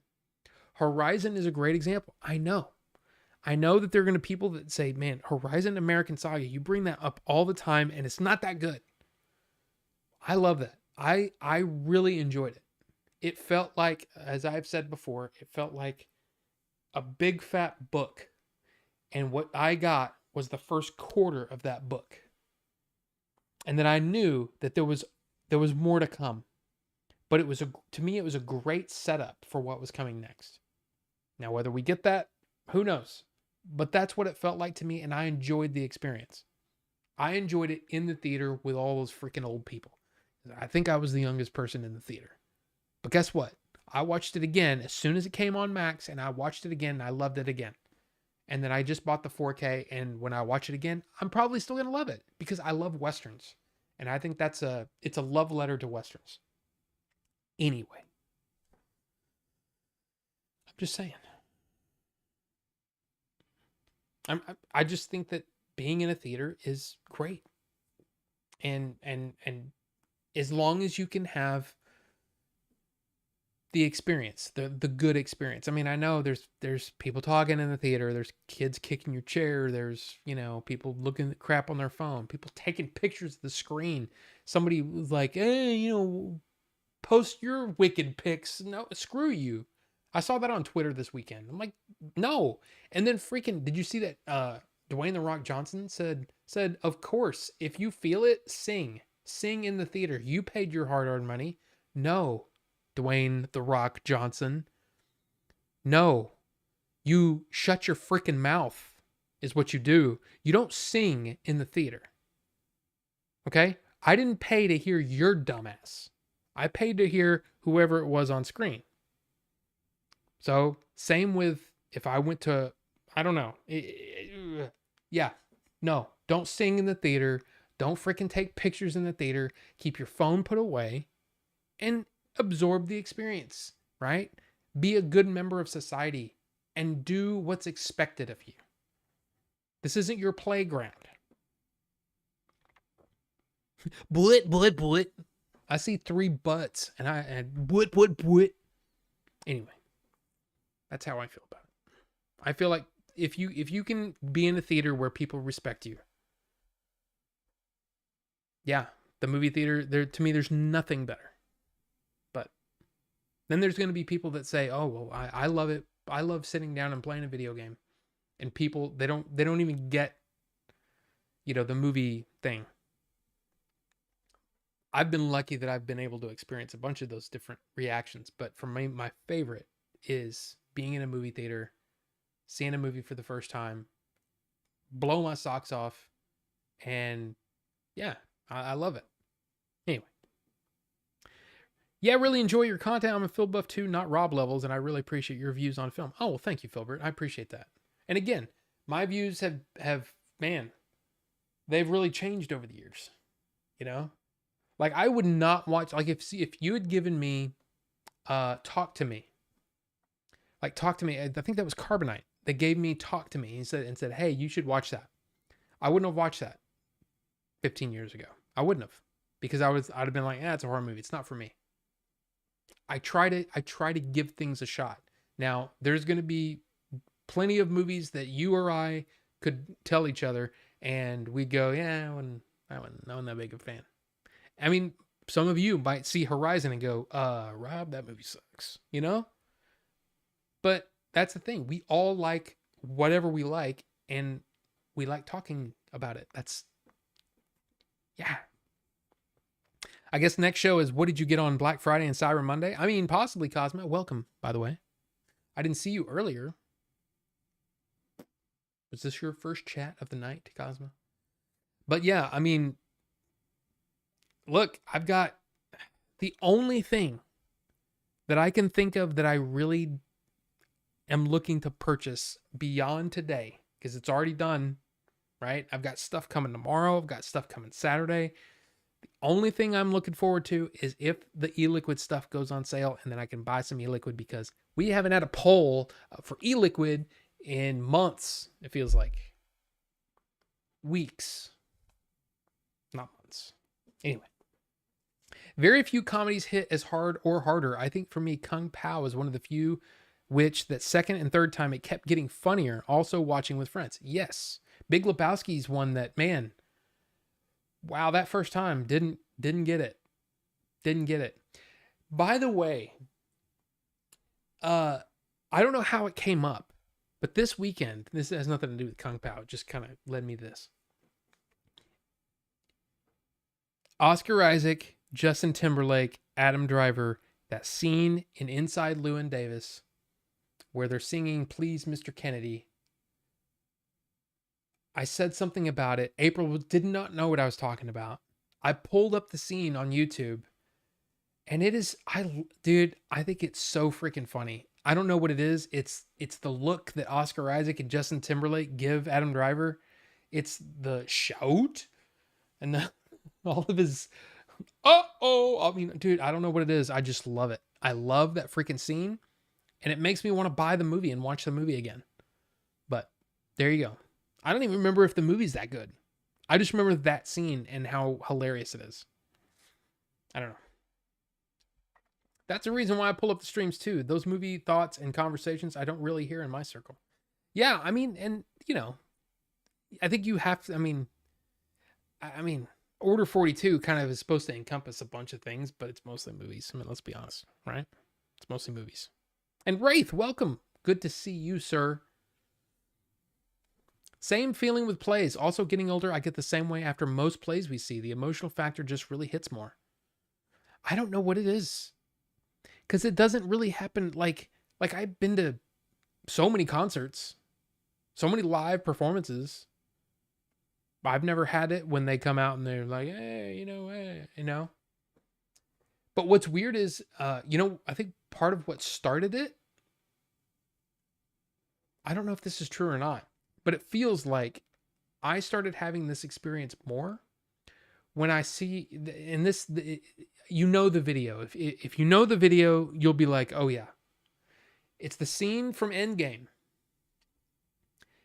And you hear the crowd reaction to the scene in Endgame when Cap picks up right? And that whole scene with Thanos. And the crowd reaction is, it's kind of beautiful. You know, hearing that reaction, that joy, that pure joy, and for some reason it puts tears in my eyes. I don't know why. But it seems like after that, it seems like it's been turned up more. Maybe it is just getting older. I don't know. Seeing The Crow for the very first time in '94 was something special. After I saw it, I knew it was one of my favorite movies of all time. Yes, sir. Hardest I've ever laughed in a movie was watching Kung Pao at home with a couple of mates a million years ago. Million years. The Wicked interviews are hilarious. I haven't seen any of them. But. The Rock has a lot of bad takes and ideas. I mean, that's probably true, but dude, no. Don't tell people to sing in the theater. Wicked does have some sing-along showing. Just go to those showtimes if you want to sing along with the movie. Yeah. But still. Borat was another. I seen in the theater, laughed, and had a good time. But second time I was watching with close friends at home, and we had to pause a few times from us laughing so hard. The company watching it really improves comedies. Yeah, absolutely. Absolutely. And that's one that I saw by myself, and I kind of lost it. I'll tell you, RRR. That was a movie where I was losing my mind. I never clap or talk to the screen or whatever, but for some reason, I just felt it. And then April came in there, and she was laughing, and she was, I mean, it was such a weird thing. RRR. I guess we'll be talking about that a little later, too. I would never sing along with a movie unless it's a theatrical re-release of Top Gun. I wouldn't be able to stop myself singing along. It would take my breath away at the top of my voice. Actually makes that love scene even hotter. I mean, okay. And if I was The Rock, I would pick better movies to do than telling people to sing. I mean, yeah. I'm actually. I mean, I don't know if you actually hate commerce or not, or if just people just refraining from getting into all the Black Friday madness. I mean, for some reason I went insane, and we've spent a lot of money this last week, on all the sales. People get more sentimental as they get older. Things can resonate more over time. Yeah, but it just seems like a weird thing to all of a sudden people clapping for someone. And I'm like, ooh, I feel that. I don't know what it is. Spoiler for a movie on my list answering Filbert's question. Uh-oh. Please, Mr. Kennedy. Sorry. So here we go. Filbert, if that is your real name. The question is this. Somebody wakes up from a coma after 10 years. They're a huge movie buff. What are the first 5 movies you recommend they watch released in the last decade from the angle of, if you're into movies, you've got to see this? Or if there are any movies you enjoyed so much in the last decade, you would recommend regardless. Okay. So I've seen a lot of your movies, your list. So what I'm going to do is I have 15 movies here that I feel like are some of my favorite movies of the last 15 years, and I had to whittle these down to 5. And some of these are movies that I feel like are culturally important, or important for the I guess the making of movies and all that kind of stuff. Oh my God, Bucho. Poll. Yeah, I hit the poll. Yeah, I went ahead and finished the poll. But there you go. 47% said no, you hate commerce. 36% yes, bought some more and more to go. 10% said waiting for the Friday sales, and 5% said already bought my loot. But yeah, so I have 15 movies. And what I'm going to do is I'm going to list. I mean, look, that's a lot of what's his face on that list, Bucho. Yeah, Wes Anderson. Bunch of Wes Anderson.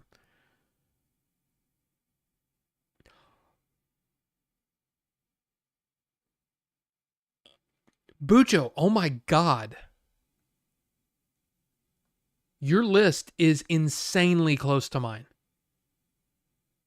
Like, insanely close. Wow. I'll say this, Bucho. All of those movies are on my favorites. Wow. Okay. So here's what I'm going to do. I'm going to read off the movies that are not part of my top 5. And then I'm going to read what I think are culturally important, or movies that are, like you said, you've got to see this if you're a film fan. Okay? So here's my list of movies. There's going to be some shockers in here. Dune. Oppenheimer. The Creator. Dungeons and Dragons: Honor Among Thieves. The Batman. Strange Darling. Inside Out. Banshees of Inisherin.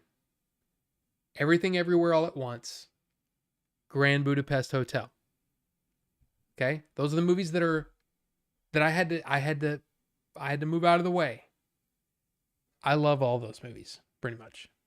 Now, the only one that really stuck out for April, that she was like, I don't think that belongs there. And I'm like, what? She said Dungeons and Dragons. And I'm like, yeah, but it's just such a fun movie. You know, it's just like when someone lists an Avengers movie. I don't have any Marvel movies in my list. But I can't take away the fact that those, I mean, for some people, those movies were really powerful. And I love the event. I love all the, I mean, well, not all the Marvel movies, but I love Marvel movies. I just don't think that they're sort of that like important film or a film that you've got to see. So here's my list. This one's not on any of your lists there, Bucho.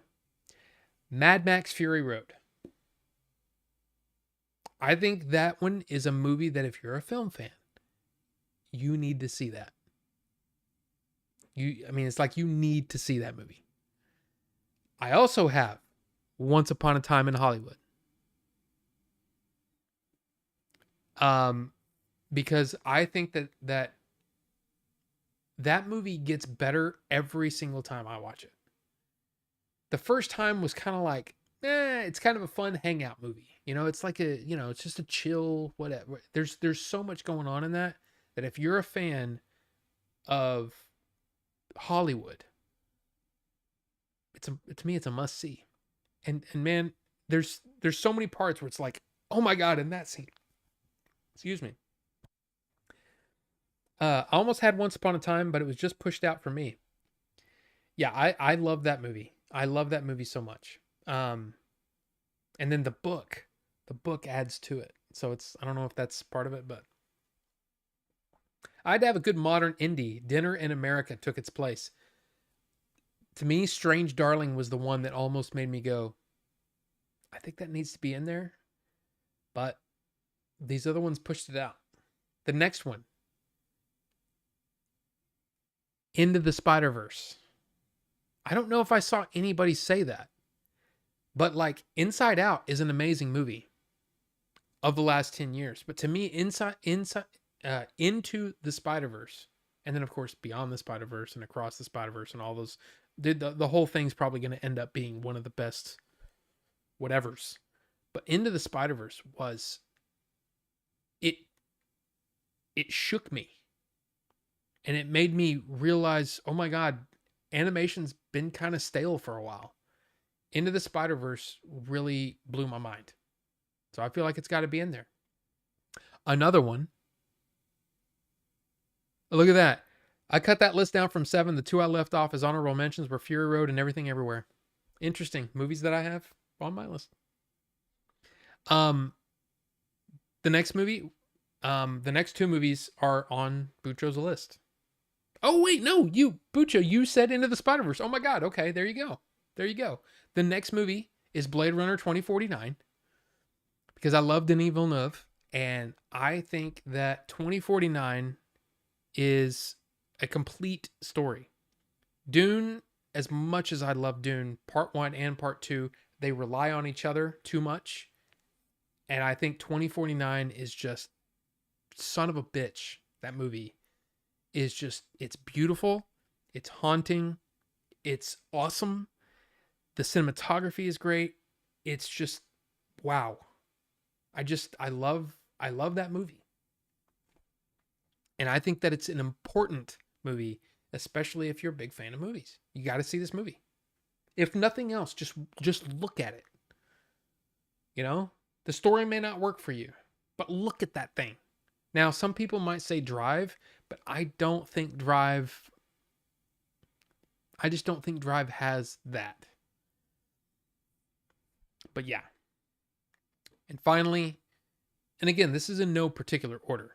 I don't really think that RRR deserves to be in like one of the top 15 movies, but I think it's an important movie. If you're a fan of movies, you have to see RRR. You just have to.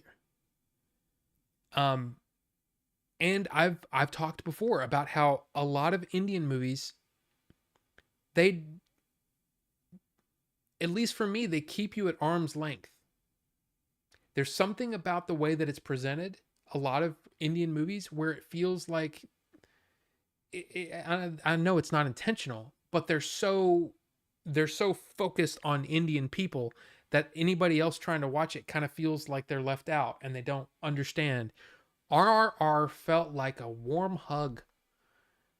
And it said it was almost like, I don't care if you get all this, but hey, you're welcome here. And I kind of love it for that. I actually wish that RRR had a physical release. Where's the 4K of RRR? I mean, I would probably buy it. So, yeah. And the thing is here's the other thing. So there's my list, right? Mad Max, Fury Road, Once Upon a Time in Hollywood, Into the Spider-Verse, Blade Runner 2049, and RRR. Right? Right? But there's so many movies that I had never seen before. There's so many movies out there that saying, what about Hereditary? That's a great movie. But does it deserve to be one of the top 5 movies? I don't know. And that was why it was such an interesting question, because it wasn't just, hey, what are your 5 favorite movies from the last 15 years or the last 10 years? It was, what are the most important movies for a film fan to see? That's what changed that. That's what changed it a bit, you know? So, what's RRR? A pirate flick? No, Sega Steve. It is an Indian film. It is an Indian film that is almost, I don't even know how to describe RRR, but it's free on Netflix. I sat down and watched it because of, in fact, I think it was Ted Milich, if I'm not mistaken. And then Bucho saw it. And Bucho went on and on about it. And it was like, I gotta see this. And then it kind of blew my socks off. It was crazy. And see, here's the thing. It is, you say Bollywood, but it's not Bollywood. It's actually Telugu, isn't it? I may be getting my, it is Telugu, I think, right? So it's not really Bollywood. Bollywood is, there's different Hollywoods based on the region. And if you said that in like, if to somebody that was from the Telugu region, they would probably get really bad. But you don't know. I didn't know either. But yeah, you think that Indian movies are a certain thing. There's something about that just it blew me away.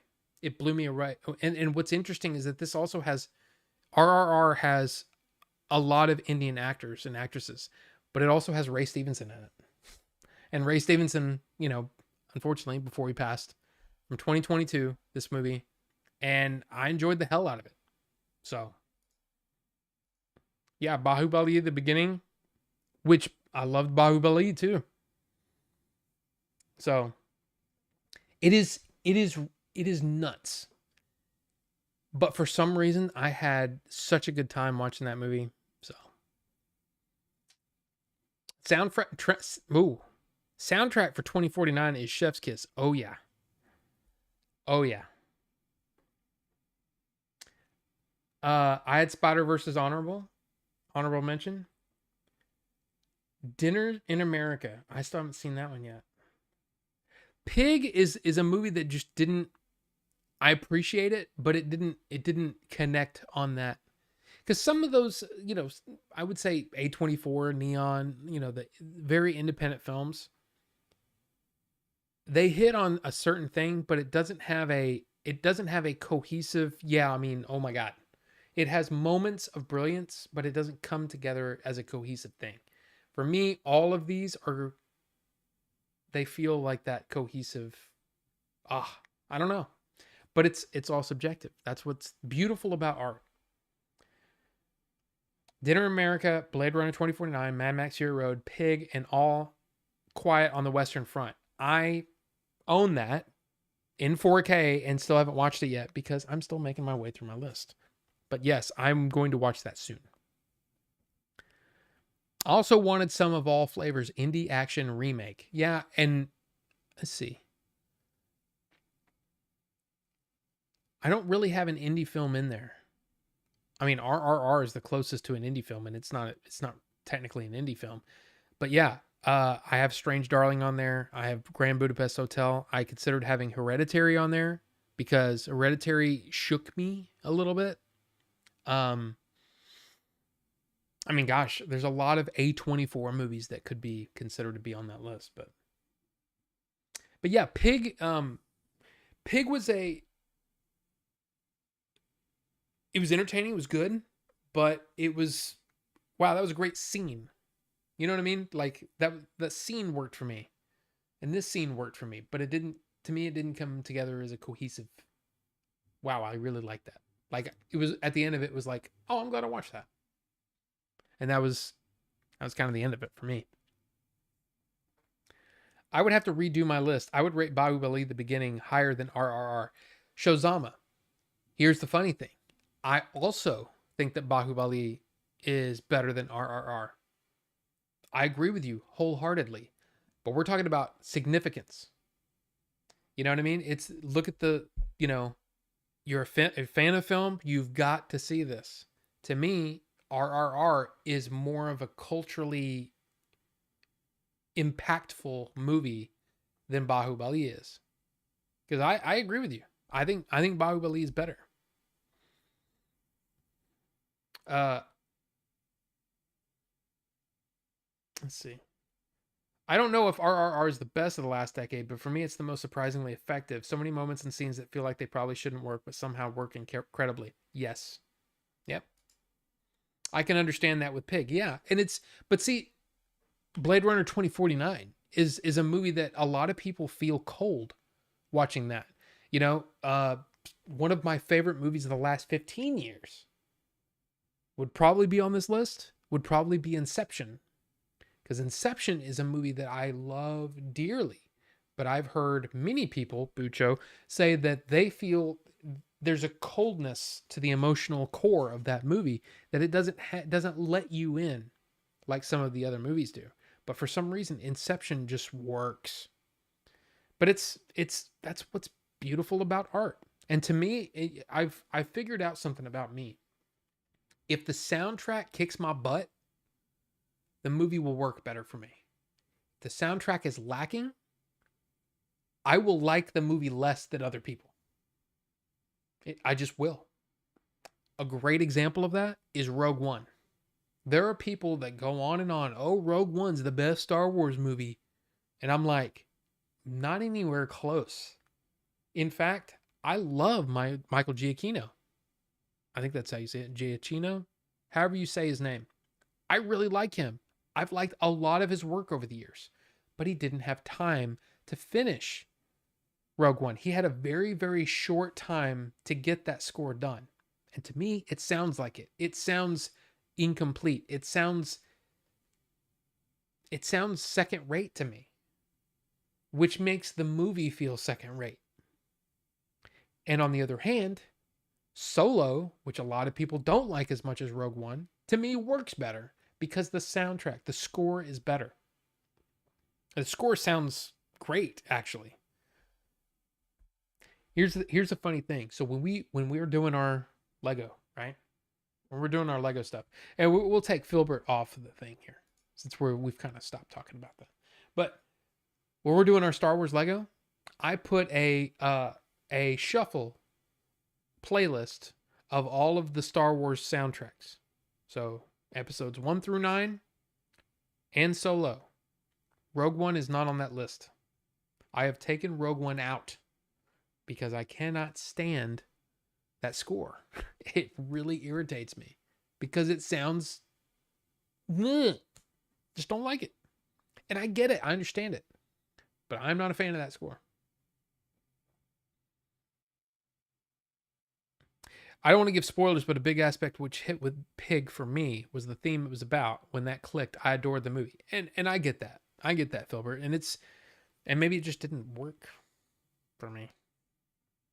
But yeah.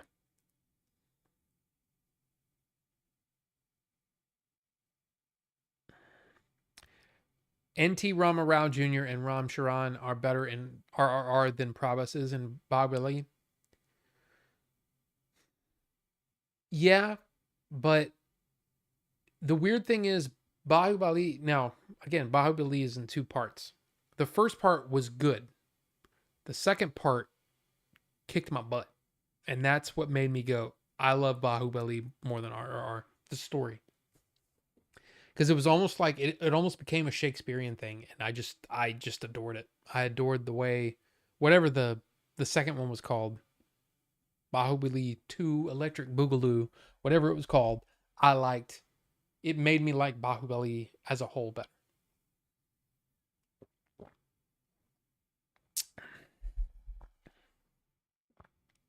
Nick Cage has been on a roll. I mean,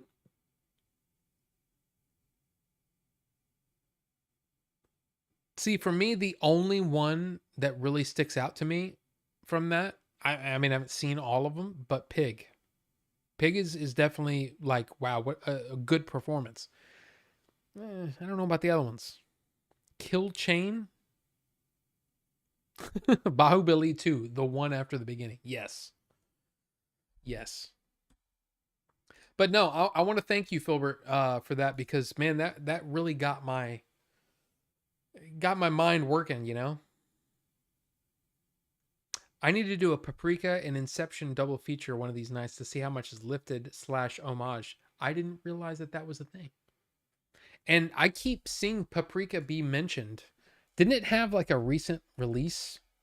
Paprika. Is it a 4K? Oh, it's on Tubi for free, apparently. Xiaomi? Oh yeah. Yeah. I have not seen this. I have not seen it. Let me see. Just watch. It says it's on Tubi, but let's see. Yep, it's on Tubi. So if anyone wants to watch Paprika, there you go. I kind of want to watch it now just because you say that, because I love Inception. Thank you. Always like trying to come up with fun questions and interesting ones. Well, it's usually like Wraith does that too. Wraith will come up with ones that make me go, oh my God. Okay, wait a minute. And I really enjoyed that. Okay, I just watched the RRR trailer. So am I wrong in seeing a lot of John Woo influence in that movie? I would not be surprised. I mean, the guy loves big filmmaking, right? And apparently, there's and it's one of those things where I don't know if people even like James Cameron anymore, but there's a great little video of James Cameron talking to SS Rajamouli about RRR and talking about how much fun he had with it and all that stuff. And you can see on Rajamouli's face this like he's just flabbergasted because James Cameron's one of his heroes. And it's just a really heartwarming little video to see that. I think Susie Amos, James Cameron's wife, is there too. But it's just one of those little things, that little snapshots that make you go, James Cameron, look, I mean, James Cameron can be an asshole, but that was cool. That was cool of him to do that. But yeah. Appreciate you giving it so much time and thought. Well, it hurt my brain, dude. Seriously. And I was like, okay, wait a minute. Let me think about this for a while. Which is a good thing. I like that. Because I love movies. When you love movies, you want to take it seriously. And I still don't know if I got it right. Because I feel like, dude, Banshees of Inisherin.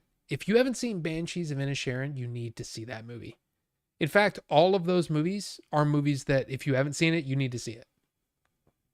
You may not like the creator, but what they were able to do, part of what and I think part of it is because I know because of how hard they worked on it and how cheap that movie was.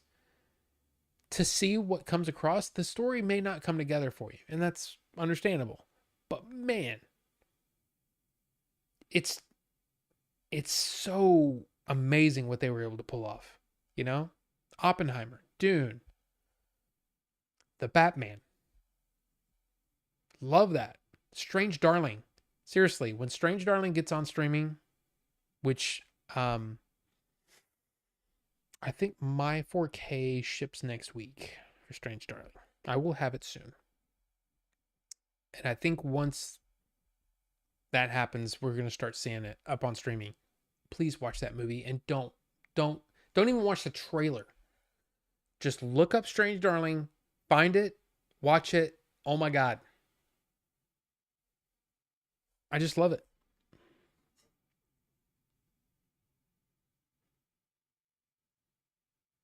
RRR is way more epic than John Wick.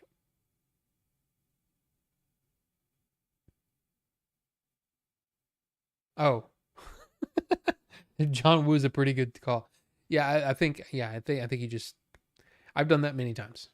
It's just like, you know, when I said, "Ah, thanks Bucho for a comment that Ricky made because he made it almost like a Bucho would." RRR got a 4K release in Japan on October 21st, just no English subs. Well, then that's useless. It's just like, to me, I mean, look, everybody's going on and on about their Godzilla 4Ks, their -1s. If the special features aren't in English, I don't give a shit. I don't care. I'll watch it on Netflix again if I want to watch it again. Probably won't watch it again for a while. But why would you not put the special features is part of the reason why I bought a movie simply for the special features. I don't even care for the movie that much. I give the movie like a 2.5 out of 4 stars. That's a not recommended to me. And yet I bought the movie because it's the special feature. You don't put the special features in English for me to enjoy. I know buy your movie. Sorry. Sorry. I get a little excited. Yeah, there's a dance scene in RRR that goes harder than most Hollywood blockbuster action scenes. Yeah, and it's amazing. Look, that movie, man. Again, that's one of those where to see it for the first time. I wish I could see it for the first time because that was unbelievable. Of course it was believable.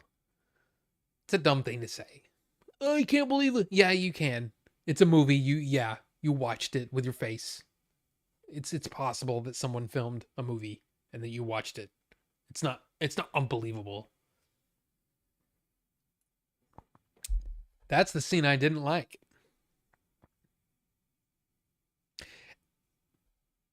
Okay. Okay, Ricky. All right. All right. You with your Fast and Furious. And yet I don't appreciate RRR. Okay. Well, I'm kidding, of course. All art is subjective.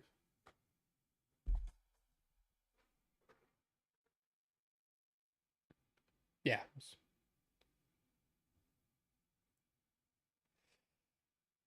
Interested to watch that documentary. It's why I've bought multiple documentaries on the making of movies that are separate from the movie itself. I'll tell you that there's a 4K of Citizen Kane. That Warner Citizen Kane Blu-ray that I have was insane. So much on the making of Citizen Kane and the aftermath of Citizen Kane, which was just so fascinating. I love that stuff. Now do TV shows of the last decade and go. Okay. It would have to be Breaking Bad, right? Breaking Bad, Game of Thrones, House of the Dragon.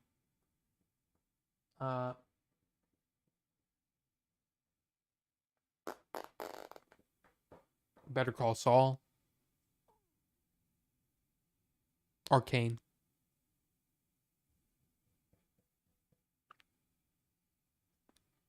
I'm just rattling off shows that I like, but I don't know when they started or anything like that. See, that's what I did. There were some movies that I had to take off because I was like, that's 2013. Dude, I think 2014 has Whiplash. And I'm sorry, Whiplash is one of those movies that if you haven't seen it, Like I was actually, I think I saw it last year. I'm actually irritated that it took me so long to watch Whiplash. That movie was, I mean, amazing. Excuse me.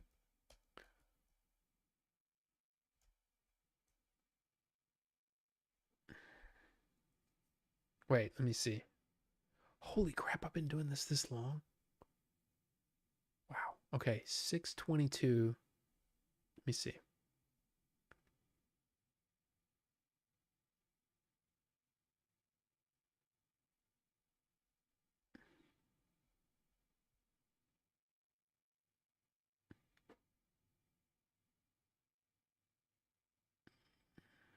What? I don't understand. Can you go to where? Sorry, I was looking in some of my notes here. Why is that not? Okay, well, I don't even know. I don't even know when I watched it. But I loved it. Whiplash is an amazing movie. Not last decade, but I got Frasier complete for $10 in digital HD like a week ago. Yeah, that's an amazing deal. Um, what did we buy? We bought something, and it wasn't for me. I think it was $20 for the first 30 seasons of NCIS or see it. This is one of one. I don't know what it was. I don't know. All I know is it was like, whoa. I didn't realize. Okay. Yeah, I don't see the. Can I? Oops. I'm opening all of these programs, which is not the smart thing to do. I still don't have an email from Robert Meyer Burnett. Yeah. Oh, I'm sorry. Seasons 1 through 20 of NCIS. 456 episodes for $20. That's insane, is what that is. But let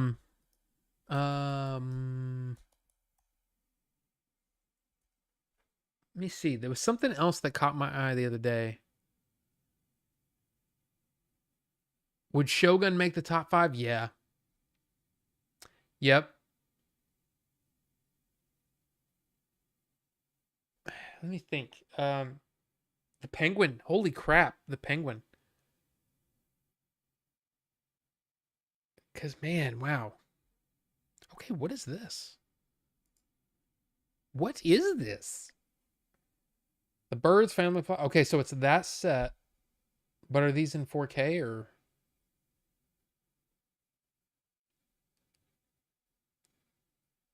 Yeah, it's 14.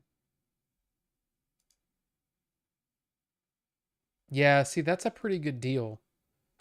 $60 for basically. Okay, $60 for Hitchcock. The Birds Family Plot, The Man Who Knew Too Much, 1956 with James Stewart. Marnie, Psycho, Rear Window, Saboteur, Shadow of a Doubt, Topaz, Torn Curtain, Trouble with Harry, Vertigo, Rope, and Frenzy for $60. If it's available in 4K, you get the 4K. That's actually a pretty good deal. That's not what I was going to talk about, though. Caligula, the ultimate cut for $10. The Office for $70. I bought The Office when it was really cheap. I have the complete Office. I love The Office. Whoa. Is that right? I wonder if April will want to buy that. Holy crap. Picard, the complete Picard for $12.99. Actually, give me a second. I'm going to go to the restroom and then we'll be back. Okay? I'll be right back.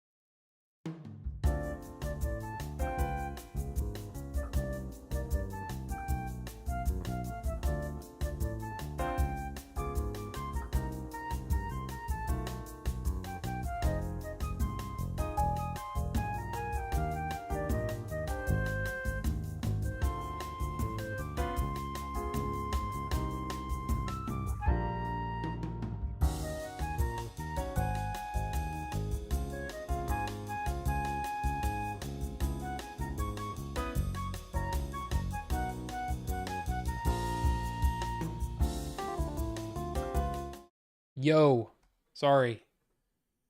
Yeah. Um, some really freaking good deals on digital stuff right now. What is that? Uh, I don't know. I don't know. I don't know. I don't know. I don't know what that was. Hmm. Hmm. Oh, the first four. Is it the first four? First four seasons of Yellowstone for 20. I mean, talk about, you want to talk about the significance to whatever Yellowstone is going to be. Going to head out, Rob. Have a great rest of the stream. I got to be honest with you, man. I'm probably not going to be streaming not much longer, but hey, you have a great Thanksgiving. I don't think we're getting Dave on Thursday, right? But but yeah, thank you for being here. Thank you for that great question, or that great topic. It was great. That was really good. But yeah, man, have a good Thanksgiving. Happy Black Friday shopping if you partake, and we'll see you next time or whenever. Just have a good one, man. Just have a good one. Um, let's see. Uh,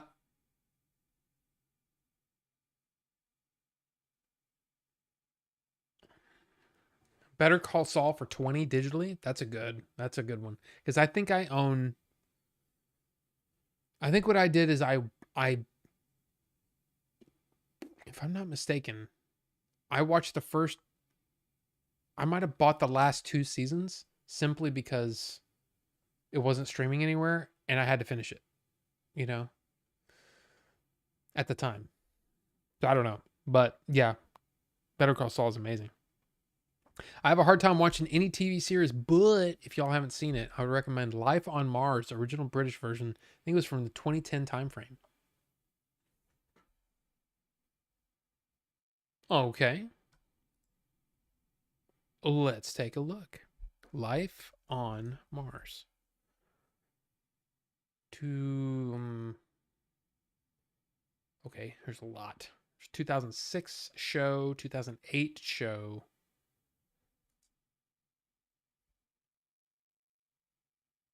two seasons. BritBox. It's on BritBox. I actually have BritBox for April loves her British TV. Interesting. Detective Chief Inspector from 2006 is investigating a serial killer when he's knocked over by a speeding car. Waking up, he finds himself mysteriously transported back in time to 1973. Initially struggling to come to terms with the situation, he has to come to terms with the old-fashioned technology and attitude of the day while figuring out how he came to be trapped in the past. Is that it? I'm not sure. Whiplash is also an amazing Metallica song. And Motorhead. Severance. Severance, it's tough because it could be the same as Arcane. You know, like to me, since I feel like the second season didn't really stick the landing. I don't know if I can say that. I still think that Arcane's probably the best animated series that I've ever seen. But there's room. There's room for others to come out and be awesome. So, not a fan of the Penguin finale there in Shinzu. I loved it. I loved it. Or unless you're saying like holy crap, that finale. But look, here's the thing. Please, no spoilers. Hashtag no spoilers. There's a lot of people that probably haven't even started watching Penguin yet because they're like, oh, it's another Batman thing. You gotta see it. You gotta see it. I mean, my God. If you're a fan of Batman, great, but you don't have to be. It's just a crime drama, and it's brilliant. And Colin Farrell is amazing in that. Anyway, but yeah, Penguin might be one of those. Film anything with Osmo lately? Not in the last week. I've been filming stuff. By the way, Wraith, I bought a couple things for my Osmo. First up, I got this case. This was like $10 on Amazon. And it's just a simple, oops,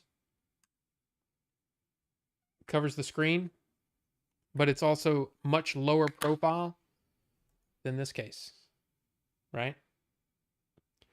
So I can cover up the screen, cover up the back, bam. Pretty cool.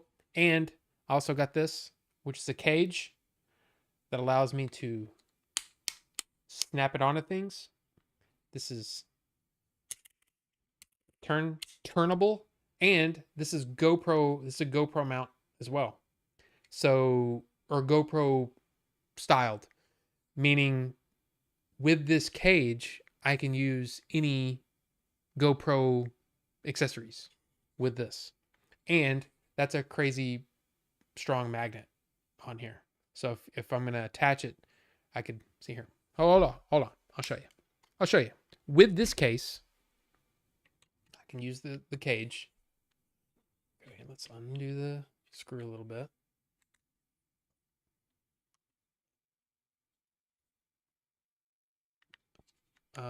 We are going to turn that off. I didn't mean to turn it on.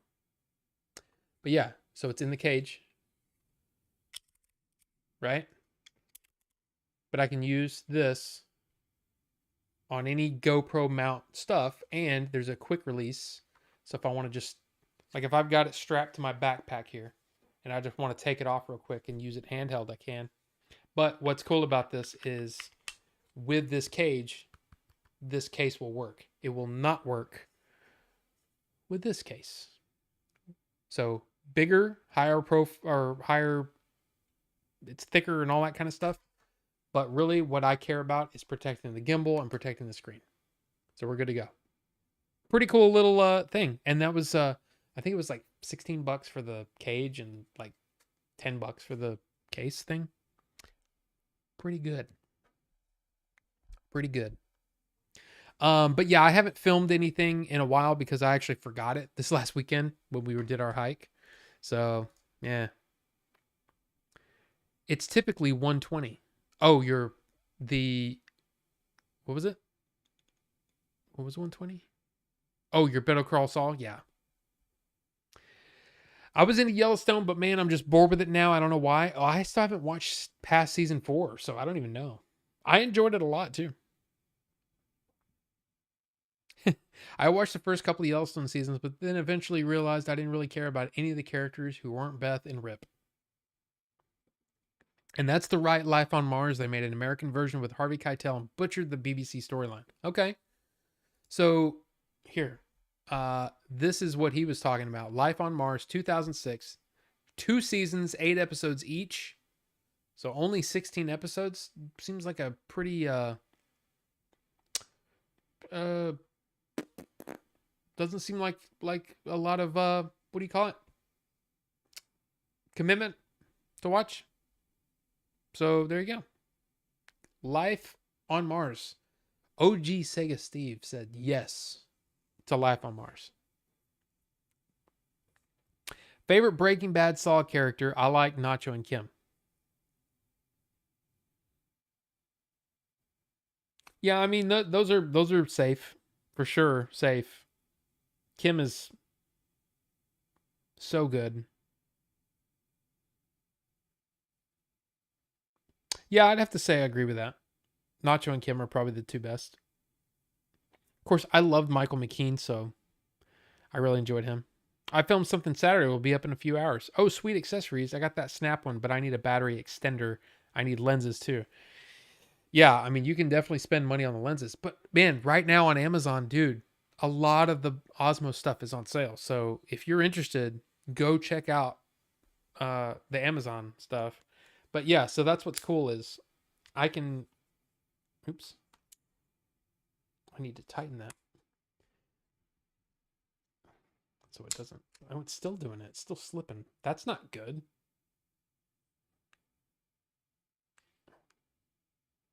Um, hmm. it's not keeping that very sturdy. I'm worried because of well, if I use my car mount and this slips in the cage, that's not good.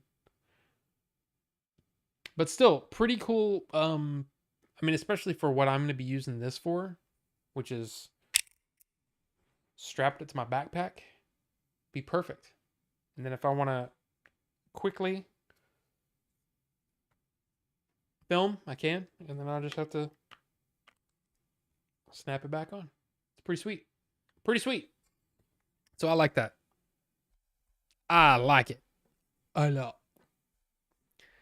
BBC didn't give Life on Mars much of a chance, which is sad. Even the ending on the BBC version feels like they told the showrunners to wrap this shit up already, but the main stories are good.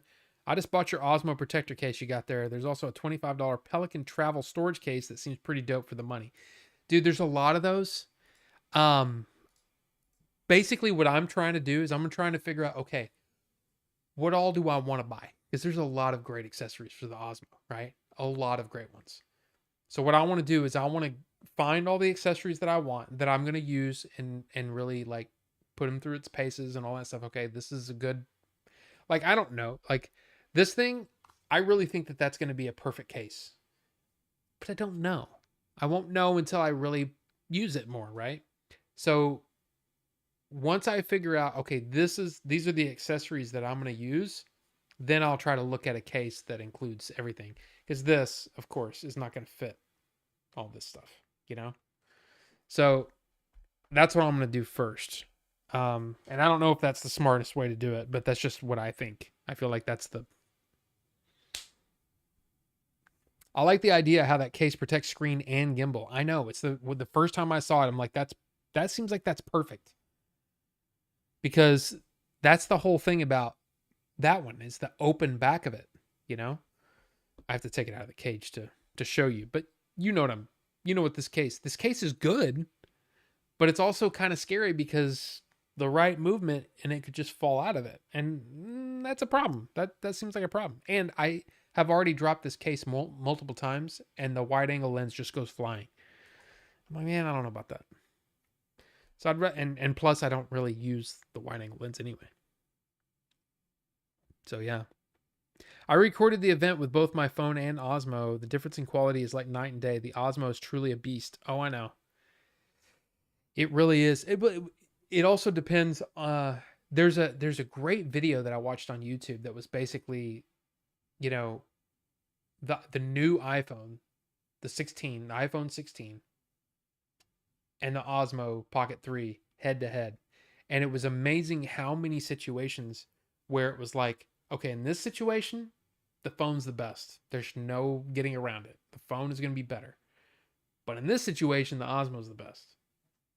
You know what I mean? So it was really kind of neat. And it's in a lot of outdoor situations that I might find myself in since I'm doing all this hiking. Listen to this.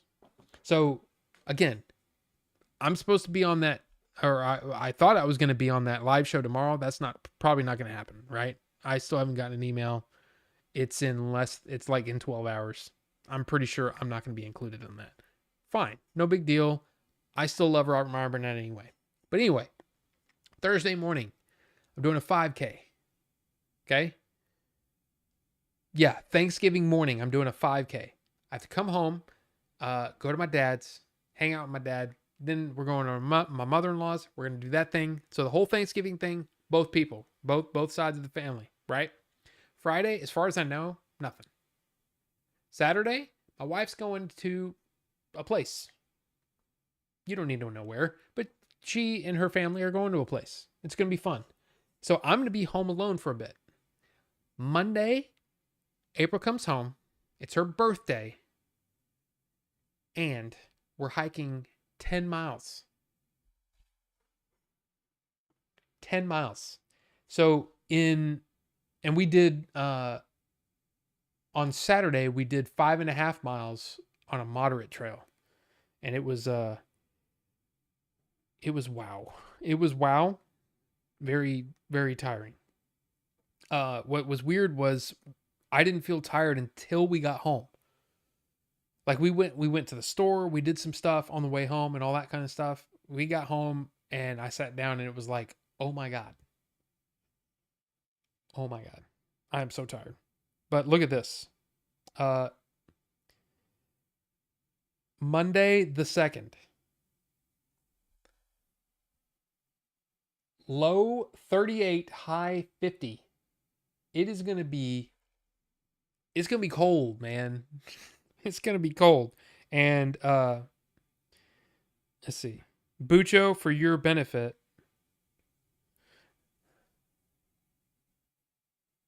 10 degrees Celsius. That's the high. So it is going to be a rough day. 10-mile hike. It's going to be interesting. It's going to be interesting. So what is a 5K, like 3 miles? So I'm doing a 3-mile on Thanksgiving. Have Friday, Saturday, and Sunday kind of off. And then Monday, we're doing 10 freaking miles. In the cold. Here's the thing, too. It's like, man, if it's below 75, if it's below 70, I start to get chilly now. I start to get cold. Didn't used to be that way. I used to be a, kind of a thick boy. Not anymore. If it's under 70, I'm getting cold. And this is going to be, the high is 50. It's going to be rough. It's going to be rough. Yeah, Steven Soderbergh. iPhone. Yes. Party at Rob's place. I mean, I think she's leaving Saturday morning and come back Sunday afternoon. So it's not like, I'll just have to make sure that I clean up all the glitter. Right.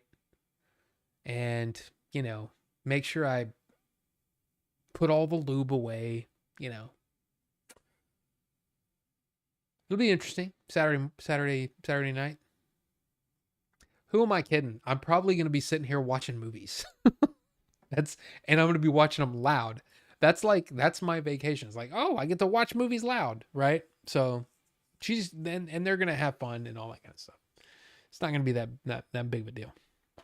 But look, here's the thing, guys. I got to go because I can feel my throat is doing the thing and I still have a crazy headache. I'm surprised I lasted this long. But here's the thing. I really appreciate you guys being here. I really hope that if you partake in the Thanksgiving festivities, I hope that you have a great and happy and safe Thanksgiving. Give your family hugs from Order 42. Just say that. Say, hey, this is from Order 42. And they're going to go, who's that? And you go, that's for me to know. And, you know what I'm saying? And they're going to go, what? I'm going to go over here now. Where the yams are. Do that. But then, also, if you partake in the Black Friday madness, that's, again, seriously continued to, hey, have fun. I hope you enjoyed the Black Friday stuff. And yeah, there's all this stuff that I got, and then all the stuff that's coming in. It's gonna be fun. So we'll see you next week. As safe and happy, all the things. Okay? That is a good deal. Better Call Saul for $20 is awesome. And by the way, if you do happen to come across some deals, I do have a Discord where we can share these things. So, just saying. Proper Black Friday Walmart punch up. Hey, we can do that too. Free Discord. It's absolutely free. It's absolutely free. It is right there. Well, right there you go. Thank you, Nightbot. Appreciate that. Nightbot helps us out from time to time. There you go. Have a great week. Bye. There's the Discord right there. Nightbot. Bam. And yeah, we have fun in there. It's good. Good times. So y'all, like I said, great week. Fun times with the whatevers and the families and the things and the buying the stuff. And have a good one. And we'll see you next time. Bye.